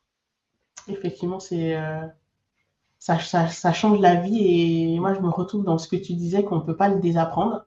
Et puis, même au contraire, en fait, une fois qu'on s'intéresse à Bitcoin, c'est comme si d'un coup, ça me fait penser à la fameuse scène de Matrix où on a la pilule rouge et la pilule bleue. Mais une fois qu'on prend la pilule bleue, en fait, on a l'impression de voir le monde tel qu'il est, en tout cas la partie économique, financière, et la monnaie, quelque chose qu'on utilise tous les jours, qui est un objet qui régit notre vie, sur lequel on n'a pas vraiment de connaissances en fait, en tout cas, que ce soit l'État ou les structures qui nous gouvernent ne se battent pas pour nous donner la bonne information. Donc, d'un coup, on se retrouve avec toutes ces connaissances et on ne peut plus les désapprendre, quoi. Ouais, et un des points, alors pour le coup, quand les gens extérieurs nous écoutent sans avoir vu Alice, sans avoir vécu ça, on a une différence entre ceux qui découvrent et ceux qui ont vécu un bull run. Quand tu as vécu un bull run, tu es beaucoup plus sage parce que tu as vu toutes les saisons d'une. Et les gens me Ouais. disaient, pourquoi tu t'es arrêté? Pourquoi tu as fait un bull run entier? Je dis, parce qu'en fait, si tu veux montrer la beauté du monde, tu dois faire les 4 saisons, printemps, été, automne, hiver. Même l'hiver, il faut le montrer. D'accord? Et donc, effectivement, je fais toutes ces saisons-là. Et en fait, les gens disent souvent, voilà, Bitcoin, c'est une religion, ils s'enferment dans un modèle de pensée et tout ça. Quand on connaît Bitcoin, on n'a pas désappris le reste du monde. C'est-à-dire qu'on sait comment le reste du monde fonctionne. On a tous un compte bancaire, on utilise la banque. C'est-à-dire on dit à des gens qui s'aveuglent, alors que celles et ceux qui vous disent qu'ils vous aveuglez sont des gens qui refusent d'étudier une autre facette du monde. C'est-à-dire qu'on est bilingue quand on a pris Bitcoin, on a Ouais. voyagé, c'est-à-dire qu'on connaît notre pays, on a voyagé à un autre monde, on est allé de l'autre côté de la Lune, on revient, on dit putain, l'autre côté de la Lune, c'est génial. Ah, mais vous vous enfermez dans votre monde. Putain, mais t'as pas bougé de chez toi. Ouais, c'est ça, Tu n'as pas effectivement. bougé de chez toi, t'es pas allé explorer d'autres modèles de pensée, d'autres paradigmes, et t'es en train de dire que c'est moi qui m'enferme dans un monde. C'est Et en clair. fait, c'est un paradoxe assez fort. On engueule l'explorateur d'avoir exploré. Et c'est pour ça que, par exemple, j'ai mis en fin de, enfin, et d'ailleurs, pour la deuxième version, c'est aussi en fin, deuxième édition, c'est aussi en fin d'édition d'Alice, c'est le fameux study Bitcoin qui a été projeté Ouais, à la Banque centrale. Et ça, c'est c'est un clair. message qui est fort, c'est-à-dire que la Banque centrale, je crois qu'elle est la Banque centrale européenne, donc je crois qu'elle est en Allemagne. Il y a des partisans du Bitcoin, on va les appeler comme ça, qui ont projeté en fait un peu à la Batman sur Ouais. l'écran sur le bâtiment en fait de la Banque centrale, study Bitcoin, pas buy Bitcoin, ce qui Ouais. était la fameuse pancarte très célèbre qu'on a vu dans les mêmes d'internet, c'est study Bitcoin, étudier le truc. Et en fait, c'est vraiment le message que je voudrais transmettre et qui est un peu à mon avis le sens de ma vie, c'est étudier en fait l'objet. Vous pouvez ne pas aimer, vous pouvez trouver ça ridicule, mais vous ne pourrez pas le trouver ridicule ou bien, même bien, tant que vous ne l'avez pas compris. Tout à fait. Étudiez l'objet. Arrêtez de dire que tel pays est pourri avant de l'avoir visité. Visitez le pays et après vous direz s'il est bien ou pas.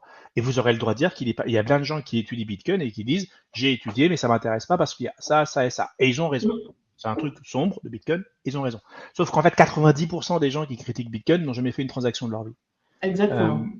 Ils font du quand prêt à voilà, penser, comme tu disais. c'est du prêt à penser. Et en fait, on est dans le principe de la post-vérité. Thinkerview, Tom Benoît qui dit comment on fait pour scinder Bitcoin. Je dis, gars, ton métier c'est un investissement, tu sais pas que Bitcoin est sécable, il y a un problème quoi. C'est-à-dire que pour lui, Bitcoin c'est comme une action, on peut pas la couper en deux. C'est-à-dire qu'en Mais fait, la en fait, critique, des fois, tu te 90% demandes, des, ouais. 90% des critiques du Bitcoin sont complètement farfelues, Ouais, elles n'ont pas de sens.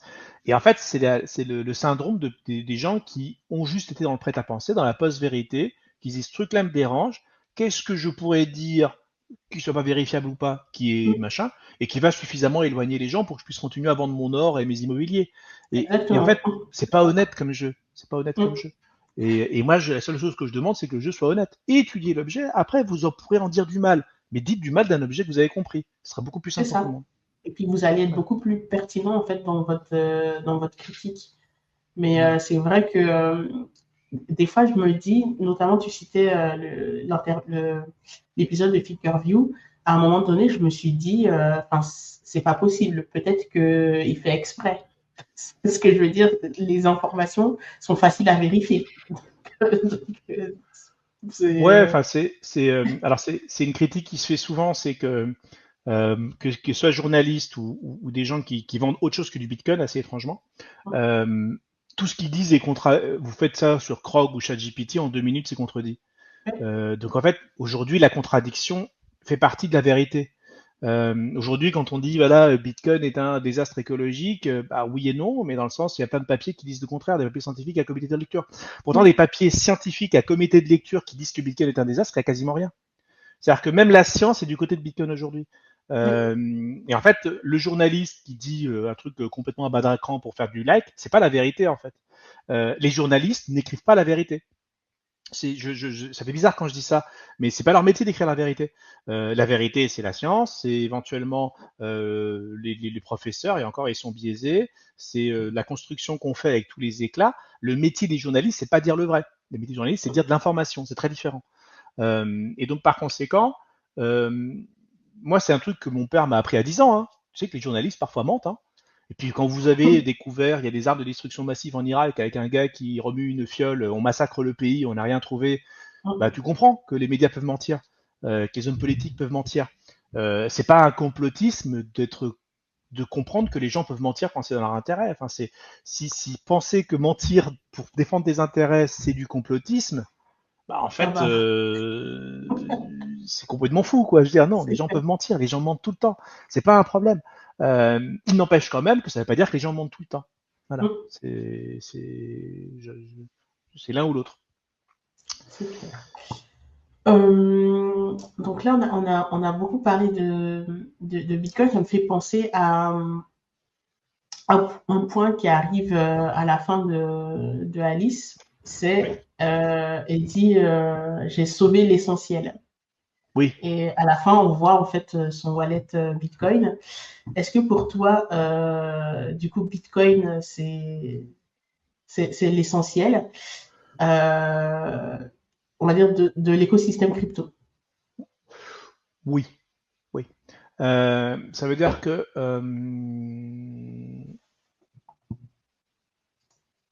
pour faire simple, si on retire Bitcoin à l'écosystème crypto n'a plus d'intérêt pour moi. Ce qui est l'objet d'intérêt, l'objet d'étude le plus fascinant, l'objet qui, à mon sens, peut avoir le plus d'impact sur notre planète, c'est Bitcoin. D'accord. Après, je donne un exemple qui est très simplement le mien. S'il n'y avait pas eu Ethereum, je n'aurais pas été Bitcoiner. Et en fait, 90% des gens qui rejoignent la crypto ne rejoignent pas par Bitcoin. Surtout pas de la manière avec laquelle actuellement il est peinte. Déjà parce que le problème monétaire, tout le monde s'en fout. Déjà parce que en fait, à mon sens, beaucoup de défendeurs de Bitcoin le font un peu comme ceux qui défendent Unix il y a 20 ans.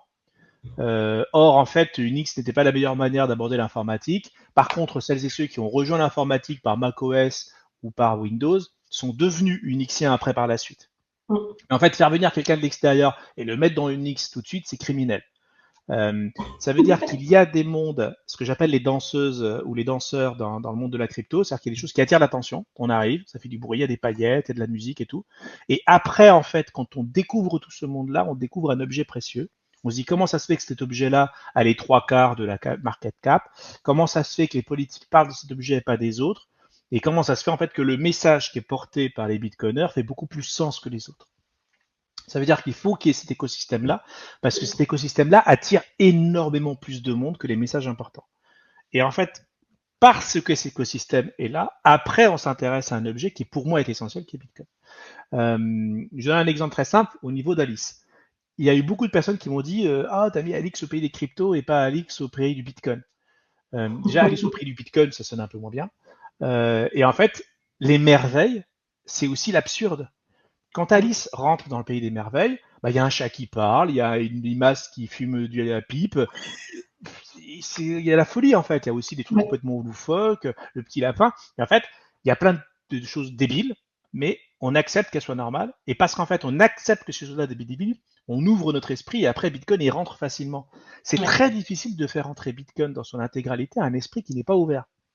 Donc il y a une espèce de violence mentale qui doit être le fait de voir tout ce qui est possible, y compris ce qui peut paraître absurde, pour pouvoir en fait accueillir Bitcoin correctement. Donc je pense effectivement, c'est ce que je disais tout à l'heure avec l'écosystème et le renard, c'est pas que le renard mange des souris, c'est pas l'écosystème animalier, c'est qu'en fait la forêt rend le renard, enfin la forêt est beaucoup plus grande que le renard, les gens vont rentrer dans la forêt et vont découvrir le renard. Et en fait, Bitcoin, c'est ça. C'est-à-dire que le monde écosystème crypto, il y a des choses intéressantes dans le Web3, des choses qui sont vraiment intéressantes pour celles et ceux qui créent des applications, parce qu'en fait, on peut pas difficilement, enfin, on peut difficilement créer des applications comme on le voudrait sur Bitcoin, par contre, on peut les créer sur Web3, et ça a des avantages qui existent quand même. Donc, ça rapporte du pognon, ça rapporte de la tech, et tout ce monde-là, après, découvre ce qu'on appelle l'essentiel. Et pour moi, Alice au pays des cryptos, c'est ce cheminement-là. Elle s'intéresse à Bitcoin, comme beaucoup de gens au départ, parce que tout le monde en parle. Elle découvre le monde des merveilles, avec son absurdité et ses choses intéressantes. Et puis à la fin, elle se rebascule sur Bitcoin. Et j'ai tendance à penser que c'est le cheminement un peu normal. Oui. Et par exemple, il y a des bitcoiners maximalistes très convaincus qui ont très bien reçu Alice au pays des cryptos. Il y a Sébastien Gouspillot, qui est un maximaliste, il y a Jacques Favier qui ne jure que par Bitcoin. Enfin, c'est-à-dire qu'on a des gens qui sont des figures du Bitcoin maximaliste français, qui effectivement ont très bien accueilli Alice. Parce qu'en fait, ils acceptent effectivement le fait que c'est pas si simple. C'est-à-dire que on ne peut pas empêcher aux broussailles de pousser autour de l'arbre de Bitcoin. C'est pas possible. Il faut qu'elles existent. Et ça fait que l'arbre a l'air plus gros de loin. Et par contre, à l'opposé, j'ai vu des gens qui disent ouais, mais tu parlais que de Bitcoin, que de Bitcoin, que de Bitcoin. Et je dis putain, tu ne peux pas être pour la libre concurrence des monnaies et ne sors pas d'un conformisme pour entrer dans un autre.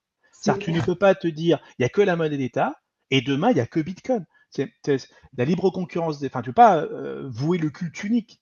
À un moment donné, tu sais que ça ne marchera pas. C'est comme il n'y a pas une seule marque de voiture, il n'y a pas un seul Unix. Même quand on dit TCP/IP, c'est pour pas oublier qu'il y a UDP/IP, qui est un autre protocole pour le transfert sur Internet. Ça veut dire que même les protocoles de transport sur Internet, il n'y en a pas un seul, il y en a plusieurs. Donc, c'est-à-dire que montrer que d'une certaine manière, la religion unique ne peut pas fonctionner là-dessus. Par contre, effectivement, qu'il y a une religion qui est essentielle, c'est-à-dire qu'il y a quelque chose en fait qui est plus fort que les autres, qui est quelque chose qui a plus de sens que les autres, ce qui à mon sens est Bitcoin. Là, effectivement, on trouve un cheminement qui est bien. Et c'est un peu alors du coup, tu as spoilé un peu la fin, mais c'est un peu la fin. C'est effectivement le côté qu'à la fin, elle ne garde que les bitcoins qu'elle a achetés depuis le début, qu'elle a holdé depuis le début. Et ça montre une certaine moralité.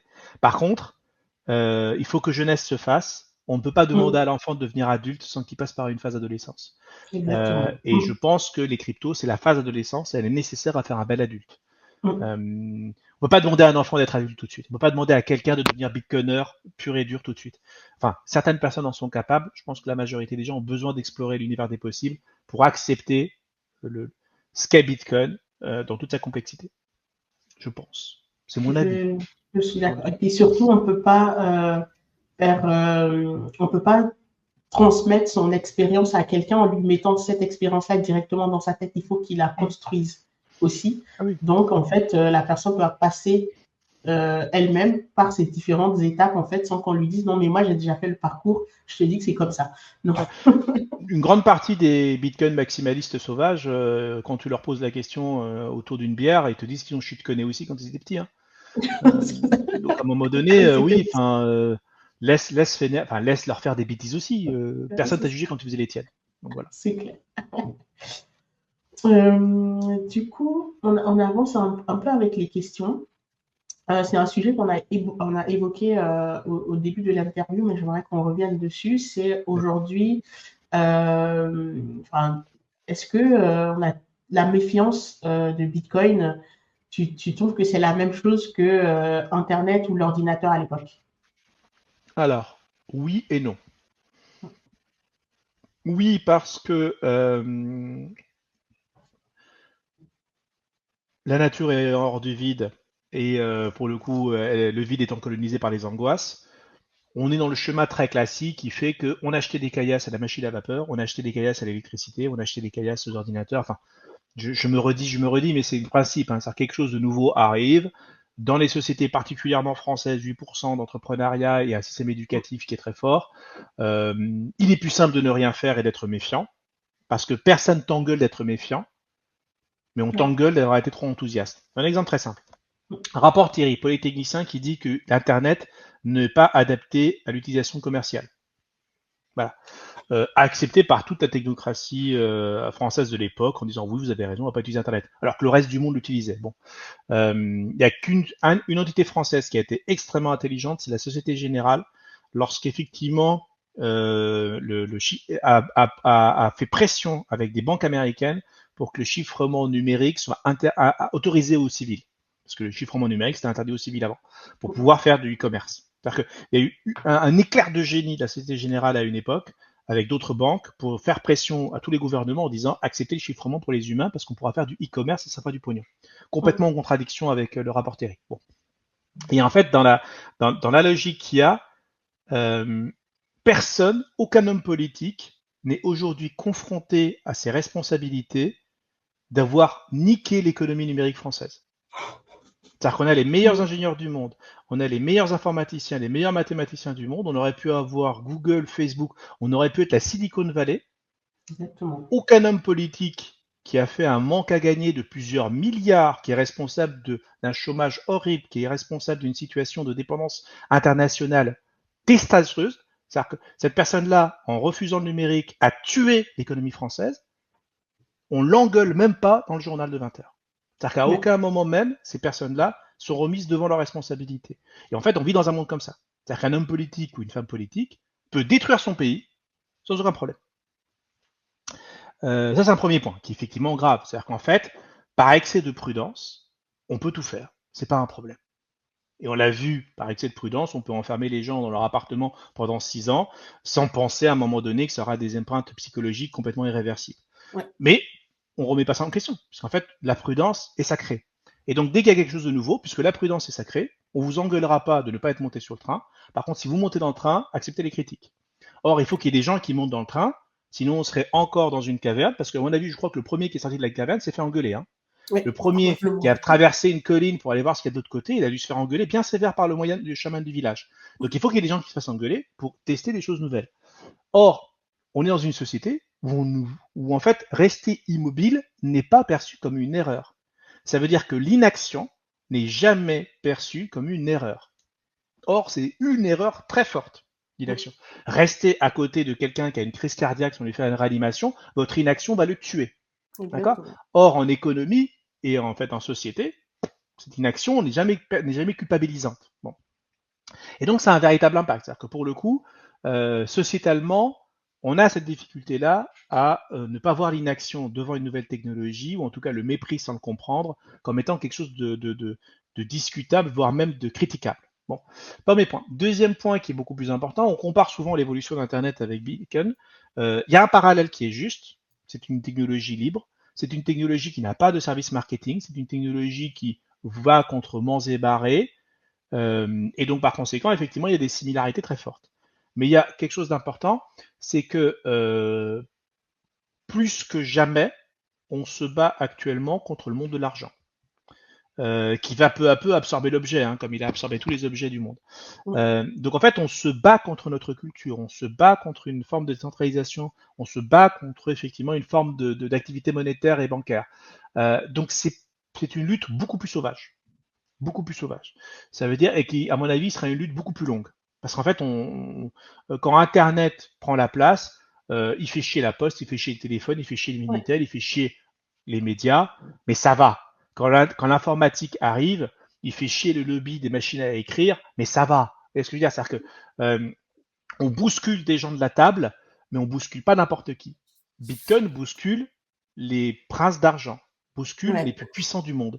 On parle souvent du pétrole, machin. Non, les entités les plus puissantes du monde sont les banques, parce qu'on n'a pas le droit de les fermer, surtout en France. C'est-à-dire que on se bat contre le prince, contre le pouvoir, qui a plus de pouvoir que la politique en France et en beaucoup de pays.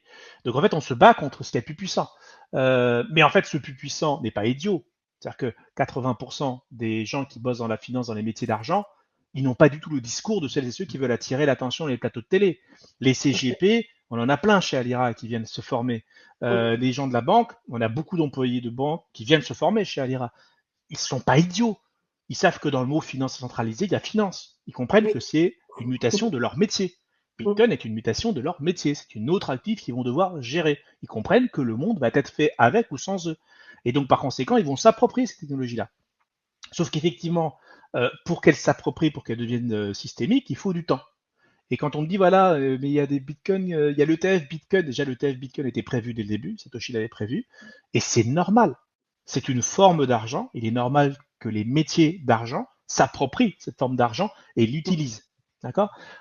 Ils vont utiliser Bitcoin, et ils ne vont pas pouvoir faire de Bitcoin tout ce qu'ils veulent. Parce que Bitcoin, c'est se défendre lui-même. Bitcoin, c'est lui-même imposer ses règles du jeu. Mais il n'empêche quand même qu'on ne peut pas empêcher les banques d'utiliser Bitcoin. Ce serait complètement fou. Enfin, Bitcoin est pour tout le monde, les criminels et les banques aussi. Et je ne fais pas un amalgame des deux, hein, je rassure. Bon. Mais globalement, dans la logique, pour moi, demain, vous avez pour moi, dans 10 ans, même pas dans 5 ans, n'importe quel compte bancaire, vous avez épargne, Bitcoin, vous appuyez, vous avez du Bitcoin qui est gardé en self-custody par la banque pour pas que vous soyez embêtés, mais ça sera un produit d'épargne comme un autre, ou un produit de diversification comme un autre. Ou à un moment donné, vous allez dire, bah tiens, je veux faire un transfert international, bah, je veux passer par du stablecoin, par Bitcoin, je vais choisir le mode de transfert international que je veux. Pour moi, demain, on n'en parlera même pas. Ça veut dire qu'aujourd'hui, on ne parle pas de la machine à vapeur, on ne parle pas de l'électricité, on ne parle pas de l'ordinateur, on ne parle pas d'Internet, alors que c'est un sujet de débat. Aujourd'hui, il y a un autre sujet de débat qui est l'IA, qu'on forme chez Alira aussi, qui est un vrai sujet de débat, parce qu'effectivement, ça va changer nos sociétés, avec effectivement des aspects sur l'emploi qui ne sont pas anodines, mais qui va surtout concerner celles et ceux qui ne s'intéressent pas. Donc, à un moment donné, il faut accepter d'ouvrir toutes les pages de l'histoire, il faut accepter le sens de l'histoire. Accepter le sens de l'histoire, c'est une pensée de gauche. Hein. Dire que le monde change et effectivement que par conséquent il faut l'accompagner dans son changement, on peut pas faire rentrer on peut pas annuler Bitcoin, on peut pas revenir en arrière de ça, on peut pas revenir en arrière de l'IA. C'est-à-dire que on peut effectivement les canaliser, trouver des manières justes et intelligentes de les utiliser, mais à un moment donné, on n'efface pas les choses de l'univers parce qu'ils nous plaisent pas. On n'efface pas la réalité parce qu'elle n'est pas supportable. On change pour pouvoir faire en sorte qu'avec ces nouvelles outils, nouveaux paradigmes, on construise ensemble un monde meilleur. Donc pour moi, oui, il y a un parallèle, mais ce parallèle est très différent. On touche à un mythe qui est l'argent et encore plus l'appropriation de l'argent par l'État. Or, l'argent, le pognon, a eu des formes plein de fois. Enfin, il y a eu plein de formes. Avant, il n'y avait pas que l'État qui battait monnaie, il y avait des tas de personnes qui battaient monnaie dans un territoire.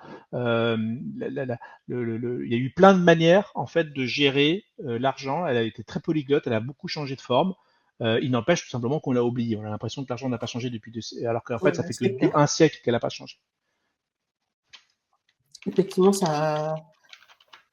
l'histoire, l'argent a une longue histoire. D'ailleurs, moi j'ai beaucoup adoré dans ma formation chez Alira ton introduction sur la monnaie, donc l'évolution de la monnaie, la pensée en fait qui se cache derrière la monnaie et comment ça a structuré en fait les sociétés jusqu'aujourd'hui.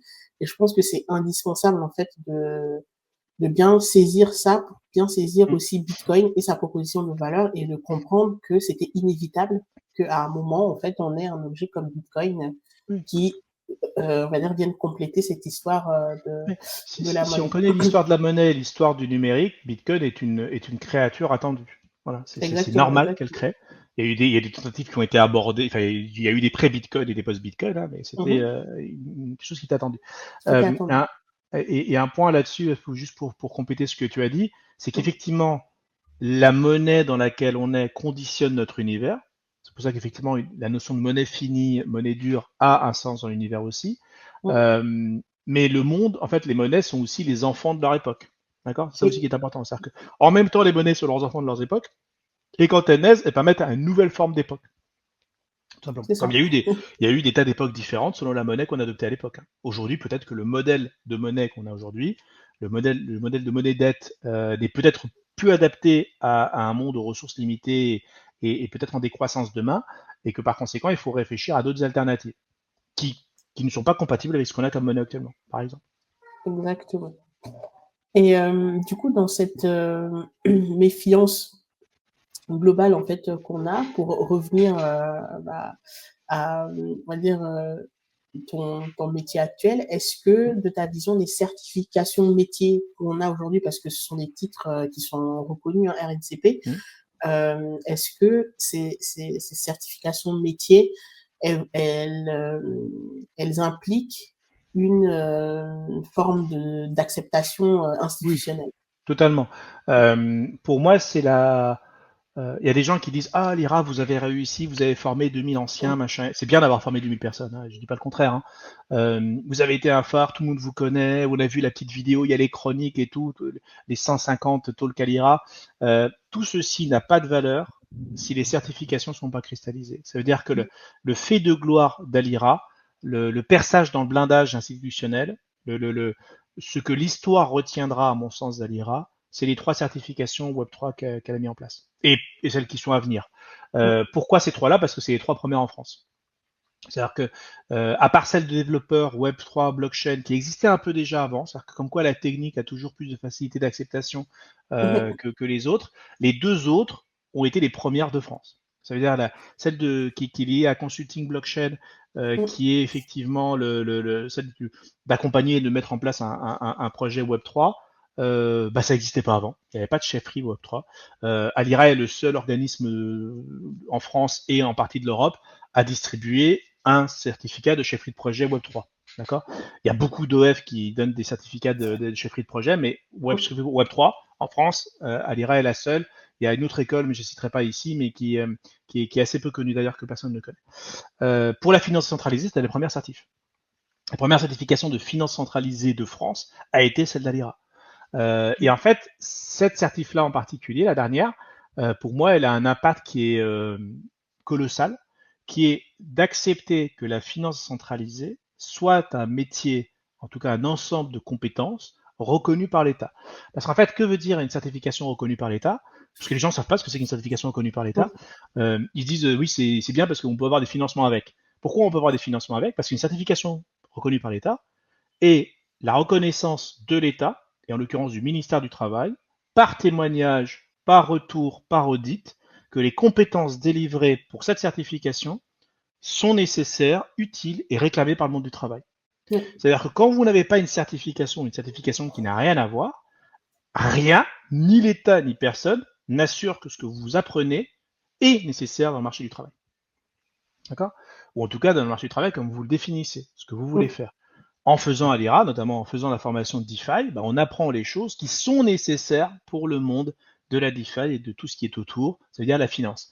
Et en fait, que la finance soit un ensemble de compétences métiers, mais que la finance décentralisée ne le soit pas, était pour moi une folie furieuse. Et il fallait en fait que ce blindage soit pété. C'est pour ça qu'en fait la certification professionnelle au répertoire spécifique de France Compétences, les 3, c'est-à-dire, c'est pas juste un truc bien en disant on a nos certifs et on va pouvoir financer les formations et vous aurez un super badge certifié à la fin. C'est pas ça l'enjeu. Le véritable enjeu, c'est avoir l'État, le ministère du Travail, les entreprises qui adoubent ce qu'on fait parce que c'est efficace, ce qui n'est pas le cas de beaucoup d'OF. Et à côté de ça, le fait que l'État reconnaisse ces compétences-là comme étant des compétences d'avenir, ce qui n'est pas du tout un problème dans les autres pays, mais en France, ce n'est pas gagné. Faire une certification de finance centralisée en France, c'est un exploit. Malgré tout ce qu'il y a autour. C'est-à-dire qu'au niveau des auditeurs, on a réussi à convaincre les auditeurs avec tout le bruit ambiant de merde qu'il y avait autour. D'accord? Donc pour moi, ça, c'est vraiment c'est le fer de lance d'Alira, c'est d'avoir fait ces 3 personnes dans le blindage. En tout cas, déjà d'une part, ça, parce que moi je le vois hein, en étant entrepreneur en fait dans cet écosystème-là, de se dire on a une certification qui est reconnue par l'État, effectivement, ça fait que ça crée aussi une confiance parce que j'aurais appris en fait mes connaissances sur le tas. Et en plus de, comme tu disais, le bruit ambiant en fait sur toutes ces technos-là et cet écosystème, mais c'est tout de suite on te ferme la porte, on ne t'écoute même pas parce que c'est encore un criminel, une escroquerie en fait qui vient de je ne sais où. Mais le fait d'avoir un titre, une certification reconnue en fait par l'État, effectivement, ça veut dire quand même que les institutions se disent il y a quelque chose et quelque chose qui s'inscrit aussi en fait dans l'avenir technologique et dans l'avenir en fait du marché de l'emploi. Tout à fait, clairement. Donc c'est une très bonne chose en fait pour l'écosystème. On a largement dépassé le temps imparti. Donc on va conclure rapidement alors vas-y. Mais c'était tellement intéressant. Donc là dommage on arrive sur la fin. Et pour la fin, je t'emprunte en fait une formulation que tu utilises souvent pour les invités en fait des Talks à Lira, c'est de proposer une recommandation d'une œuvre, quelque chose. Culturel. Ah Voilà, bon? voilà, c'est ça, culturel. Mais Alors, cette fois, travailler un voilà. tout petit peu l'exercice. Ça dépend de votre sensibilité. Si vous vous intéressez à l'aspect technique de Bitcoin, Easy White Paper, formez-vous chez Alira, c'est aussi une recommandation que je vous fais si vous avez envie vraiment de comprendre comment les choses fonctionnent. Tout ce qui est la littérature de Jacques Favier autour de la monnaie acéphale, Bitcoin métamorphose, la monnaie à tulipes, c'est-à-dire que vraiment, si vous avez envie de comprendre comment Bitcoin s'inscrit dans l'histoire, dans la réflexion des monnaies, donc histoire, monnaie, quelle est la place du Bitcoin dans l'histoire monnaie? Tous les travaux de Jacques Favier sont du nectar, c'est ce qui m'a éduqué, hein, c'est pour ça qu'il a fait la préface d'Alice, c'est parce que c'est lui qui m'a fait aimer Bitcoin. Vous avez un livre qui est sorti il n'y a pas très longtemps d'Alexandre Tachenko et Jean-Charles Galli, qui est Bitcoin, le choc géopolitique, dans lequel effectivement il y a toute la rhétorique habituelle très soignée d'Alexandre Tachenko, mais avec un regard neuf qui est celui de Jean-Charles, qui effectivement explique que Bitcoin est un objet qui change la géopolitique mondiale. C'est-à-dire ce n'est pas un truc de geek, la géopolitique, enfin les interdictions boycott, enfin les blocus économiques, l'énergie, les investissements, tout ceci ne peut plus être vu d'un point de vue géopolitique de la même manière avec ou sans Bitcoin. Cet objet change les règles du jeu. Et donc, s'ils changent les règles du jeu dans la géopolitique, ça veut dire que nos politiciens doivent s'y intéresser parce que sinon, ils jouent aux cartes avec des cartes qu'ils ignorent qu'elles existent. Quelqu'un que j'apprécie beaucoup, je suis très élogieux à son égard et je passe malheureusement trop peu de temps avec lui, qui est Faune, de Faune Radio, qui a une émission tous les week-ends et qui a fait plusieurs vidéos d'une très très belle qualité, notamment une que j'aime beaucoup, qui a un peu vieilli selon ses dires, mais qui pour moi est restée toujours actuelle, qui est Bitcoin politiquement. Donc je vous encourage à aller voir toutes les vidéos de Bitcoin. Alors il y a quelques lives où en fait il détruit un article anti-Bitcoin, c'est-à-dire qu'il prend un article anti-Bitcoin et il explique pourquoi cette critique est fallacieuse. Et en fait, c'est un véritable bretteur en fait des bons mots choisis, de choisir effectivement les bons mots, en fait de donner en fait le kit de survie, d'autodéfense, linguistique dans ce combat-là. Parce qu'en fait, c'est une guerre des mots, c'est une guerre des sens. Et en fait, le métier de certaines personnes, c'est toi et moi, on n'a pas, enfin, toi je sais pas, mais en tout cas moi, on m'a pas appris à me défendre avec des mots. Moi, on m'a appris à me défendre avec de la science. Et il s'avère que je dois me défendre aussi avec des mots aujourd'hui. Découvrez bitcoin.fr, l'œuvre de Roxy, qui effectivement est allé au Salvador, qui est allé à plusieurs endroits dans le monde, et qui est pour moi une belle petite fierté française de l'écosystème Bitcoin. Donc vous apprendrez énormément de choses là-dessus. Il y a Parlons Bitcoin, vous trouvez facilement, d'Emmanuel qui est arrêté, c'est un podcast qui est mort, il n'existe plus, mais dans lequel vous avez des très beaux temps longs, vous avez plusieurs vidéos de 2 heures de Jacques Favier, donc je vous encourage aussi à les regarder. Et tout ce qui est contenu long, Thinkerview a invité il n'y a pas très longtemps, je ne sais plus qui, mais que des sachants de Bitcoin, c'était un délice. Il y avait Pierre Noisa et Sébastien Gouspillon qui ont été invités. Voilà, Pierre Noisa et Sébastien Gouspi, oui, exactement, merci de me le rappeler. Donc allez voir ça. Ça veut dire en fait, dès que vous avez du temps long, si pendant 2-3 heures, on a laissé des Bitcoiners vous expliquer ce que c'est que l'objet, allez-y, foncez.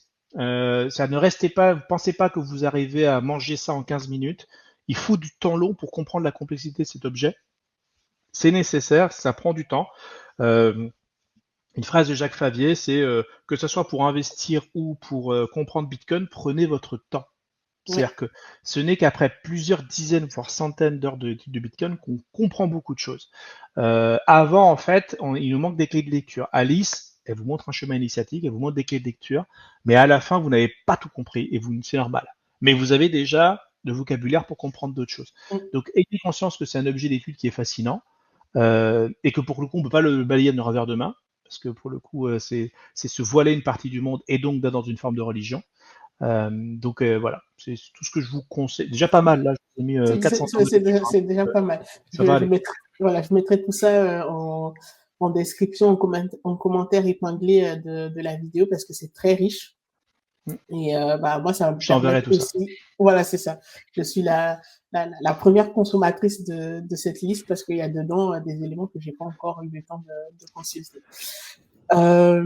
Dernière question.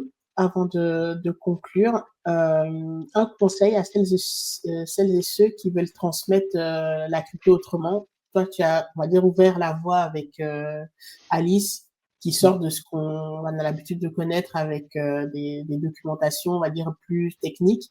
Donc, il y a d'autres personnes, je pense, qui auront envie de transmettre Bitcoin et les cryptos autrement. Qu'est-ce que tu leur donnes comme message aujourd'hui? Raconter des histoires. Enfin, en fait, l'objet est tellement merveilleux qu'on a tendance à oublier qu'il est merveilleux parce qu'il est vu à travers les histoires de femmes et d'hommes. Donc, raconter une histoire.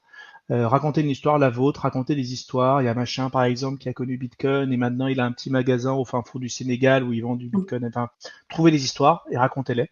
Mettez à l'honneur celles et ceux qui sont courageux. Et puis aussi un truc très simple, moi je le fais souvent, c'est dire ah mais Bitcoin c'est compliqué. Je dis on est en terrasse. Tiens, tu vas là-dessus, tu t'installes Satoshi Wallet ou Phoenix Wallet, tu t'installes un Lightning, voilà. Tu vois là, cette phrase-là, bah, tu vas la noter dans un bout de papier, tu la mets dans ton portefeuille, tu la mettras, voilà. Et tiens, je t'ai envoyé 5 euros, voilà. Allez, t'as 5 euros de Bitcoin. C'était compliqué? Ah t'as pleuré hein? Essaie de faire un compte bancaire dans le tiers monde et essaie de faire pareil, tu verras. C'est-à-dire C'est clair. en fait, prenez les gens et poussez dans la piscine avec une bouée, quoi, c'est tout. C'est vrai. Et ils repartent avec un voilà, wet landing avec 5 euros, ils sont contents. Généralement, ils vous remboursent les 5 euros après derrière. Et puis après, bah, cette personne-là, quand vous allez prendre une pizza ou n'importe quoi, il dit attends, je te rembourse, c'est pas vous le payez en Satoshi. C'est-à-dire que tant que le cerveau est un animal malade, tant qu'il n'est pas dans la piscine, il ne pense pas que la piscine existe. D'accord. Le cerveau est un animal très aveugle. Il faut qu'il voit les choses, il faut qu'il voit les choses. C'est-à-dire on pense qu'effectivement, on a eu des croyances, on a réussi à changer le monde parce qu'on imaginait des choses. Oui, mais si on les touche, c'est encore mieux. Donc faites toucher le réel aux gens, et c'est très facile de faire toucher le réel au Bitcoin, ça prend 2 secondes sur une application mobile. Oui, Donc mettez les mains dans le cambouis et racontez les histoires. Et déculpabiliser en disant et riez aussi. C'est utilisé par les criminels. Et comme tout monsieur, la bière est utilisée par les criminels aussi. Vous voulez que je vous dise quoi? En fait, mettez en ridicule le ridicule. Parce qu'en fait, les critiques sont ridicules. Donc mettez simplement en ridicule. Remplacez Bitcoin par n'importe quoi, ce sera tout aussi marrant. c'est clair. En tout cas, merci beaucoup, Daniel. C'était Je t'en prie, très, Elodie. très riche. Je pense que là, il y a vraiment de quoi faire pour qui s'intéresse à tout ça, à toutes ces curiosités, comme tu les appelles. Donc, merci beaucoup. Et où on peut te suivre? T'es plus Twitter ou LinkedIn ou... Tu, LinkedIn, ça va plus être les pensées de fond. Twitter, c'est pour réagir. Je m'adapte au format de la chose. Alors on peut suivre chez Alira. Hein, enfin, je suis en talk avec les invités tous les lundis. Globalement aussi, parfois je vais sur des events, mais la plupart du temps, si vous voulez suivre ce que je dis, suivez-moi sur LinkedIn. Ayez le courage de faire de l'archéologie, c'est-à-dire lisez les anciens posts, parce qu'il y a quand Oui, même les posts sont pas liés à l'actualité, hein, c'est pas une news, c'est une réflexion qui est inspirée plus ou moins au loin de ce qui se passe, mais une pièce du puzzle complet qui est LinkedIn. Il y a plus d'une centaine de publications que vous pouvez trouver. J'ai pas eu le courage de les mettre sur un annuaire, mais vous scrollez et vous lisez les anciennes publications. Il y a toujours un message important, une conclusion qu'on peut en tirer. Donc, si vous avez envie de me suivre sur ce que je pense, bah, vous pouvez aller là-bas. et, C'est là où j'écris et, le puis, plus. et puis aussi, très important, Oui, merci. Je suis en tournée sur Paris. voilà, donc très important, ta dédicace de la nouvelle édition d'Alice à retrouver le 18 juin. 18 juin, 16h, 18h. L'objectif est double. Bah, vous pouvez me rencontrer, vous pouvez aussi vous faire dédicacer Alice. Et vous pouvez aussi découvrir Bitcoin Bazaar, qui est une boutique entièrement dédiée à Bitcoin, qui est pour moi une merveilleuse curiosité de l'écosystème français. Donc, si vous avez envie de découvrir Bitcoin Bazaar et Alice le même jour, bah, c'est le mercredi de 16h à 18h. J'ai pris le mercredi pour permettre au maximum de gens de pouvoir venir. Voilà. Ça marche. En tout cas, je pense que c'est une belle conclusion. Voilà, procurez-vous Alice et allez-y le 18 juin pour rencontrer Daniel, pour avoir une belle dédicace et aussi Merci pour Elodie. rencontrer un haut lieu en fait de la culture Bitcoin en France, qui est Bitcoin Bazaar. Merci beaucoup, Daniel, pour ton temps, pour tout ce que tu nous as partagé aujourd'hui et à très bientôt. Très bientôt, Lélie. Porte-toi bien. Merci.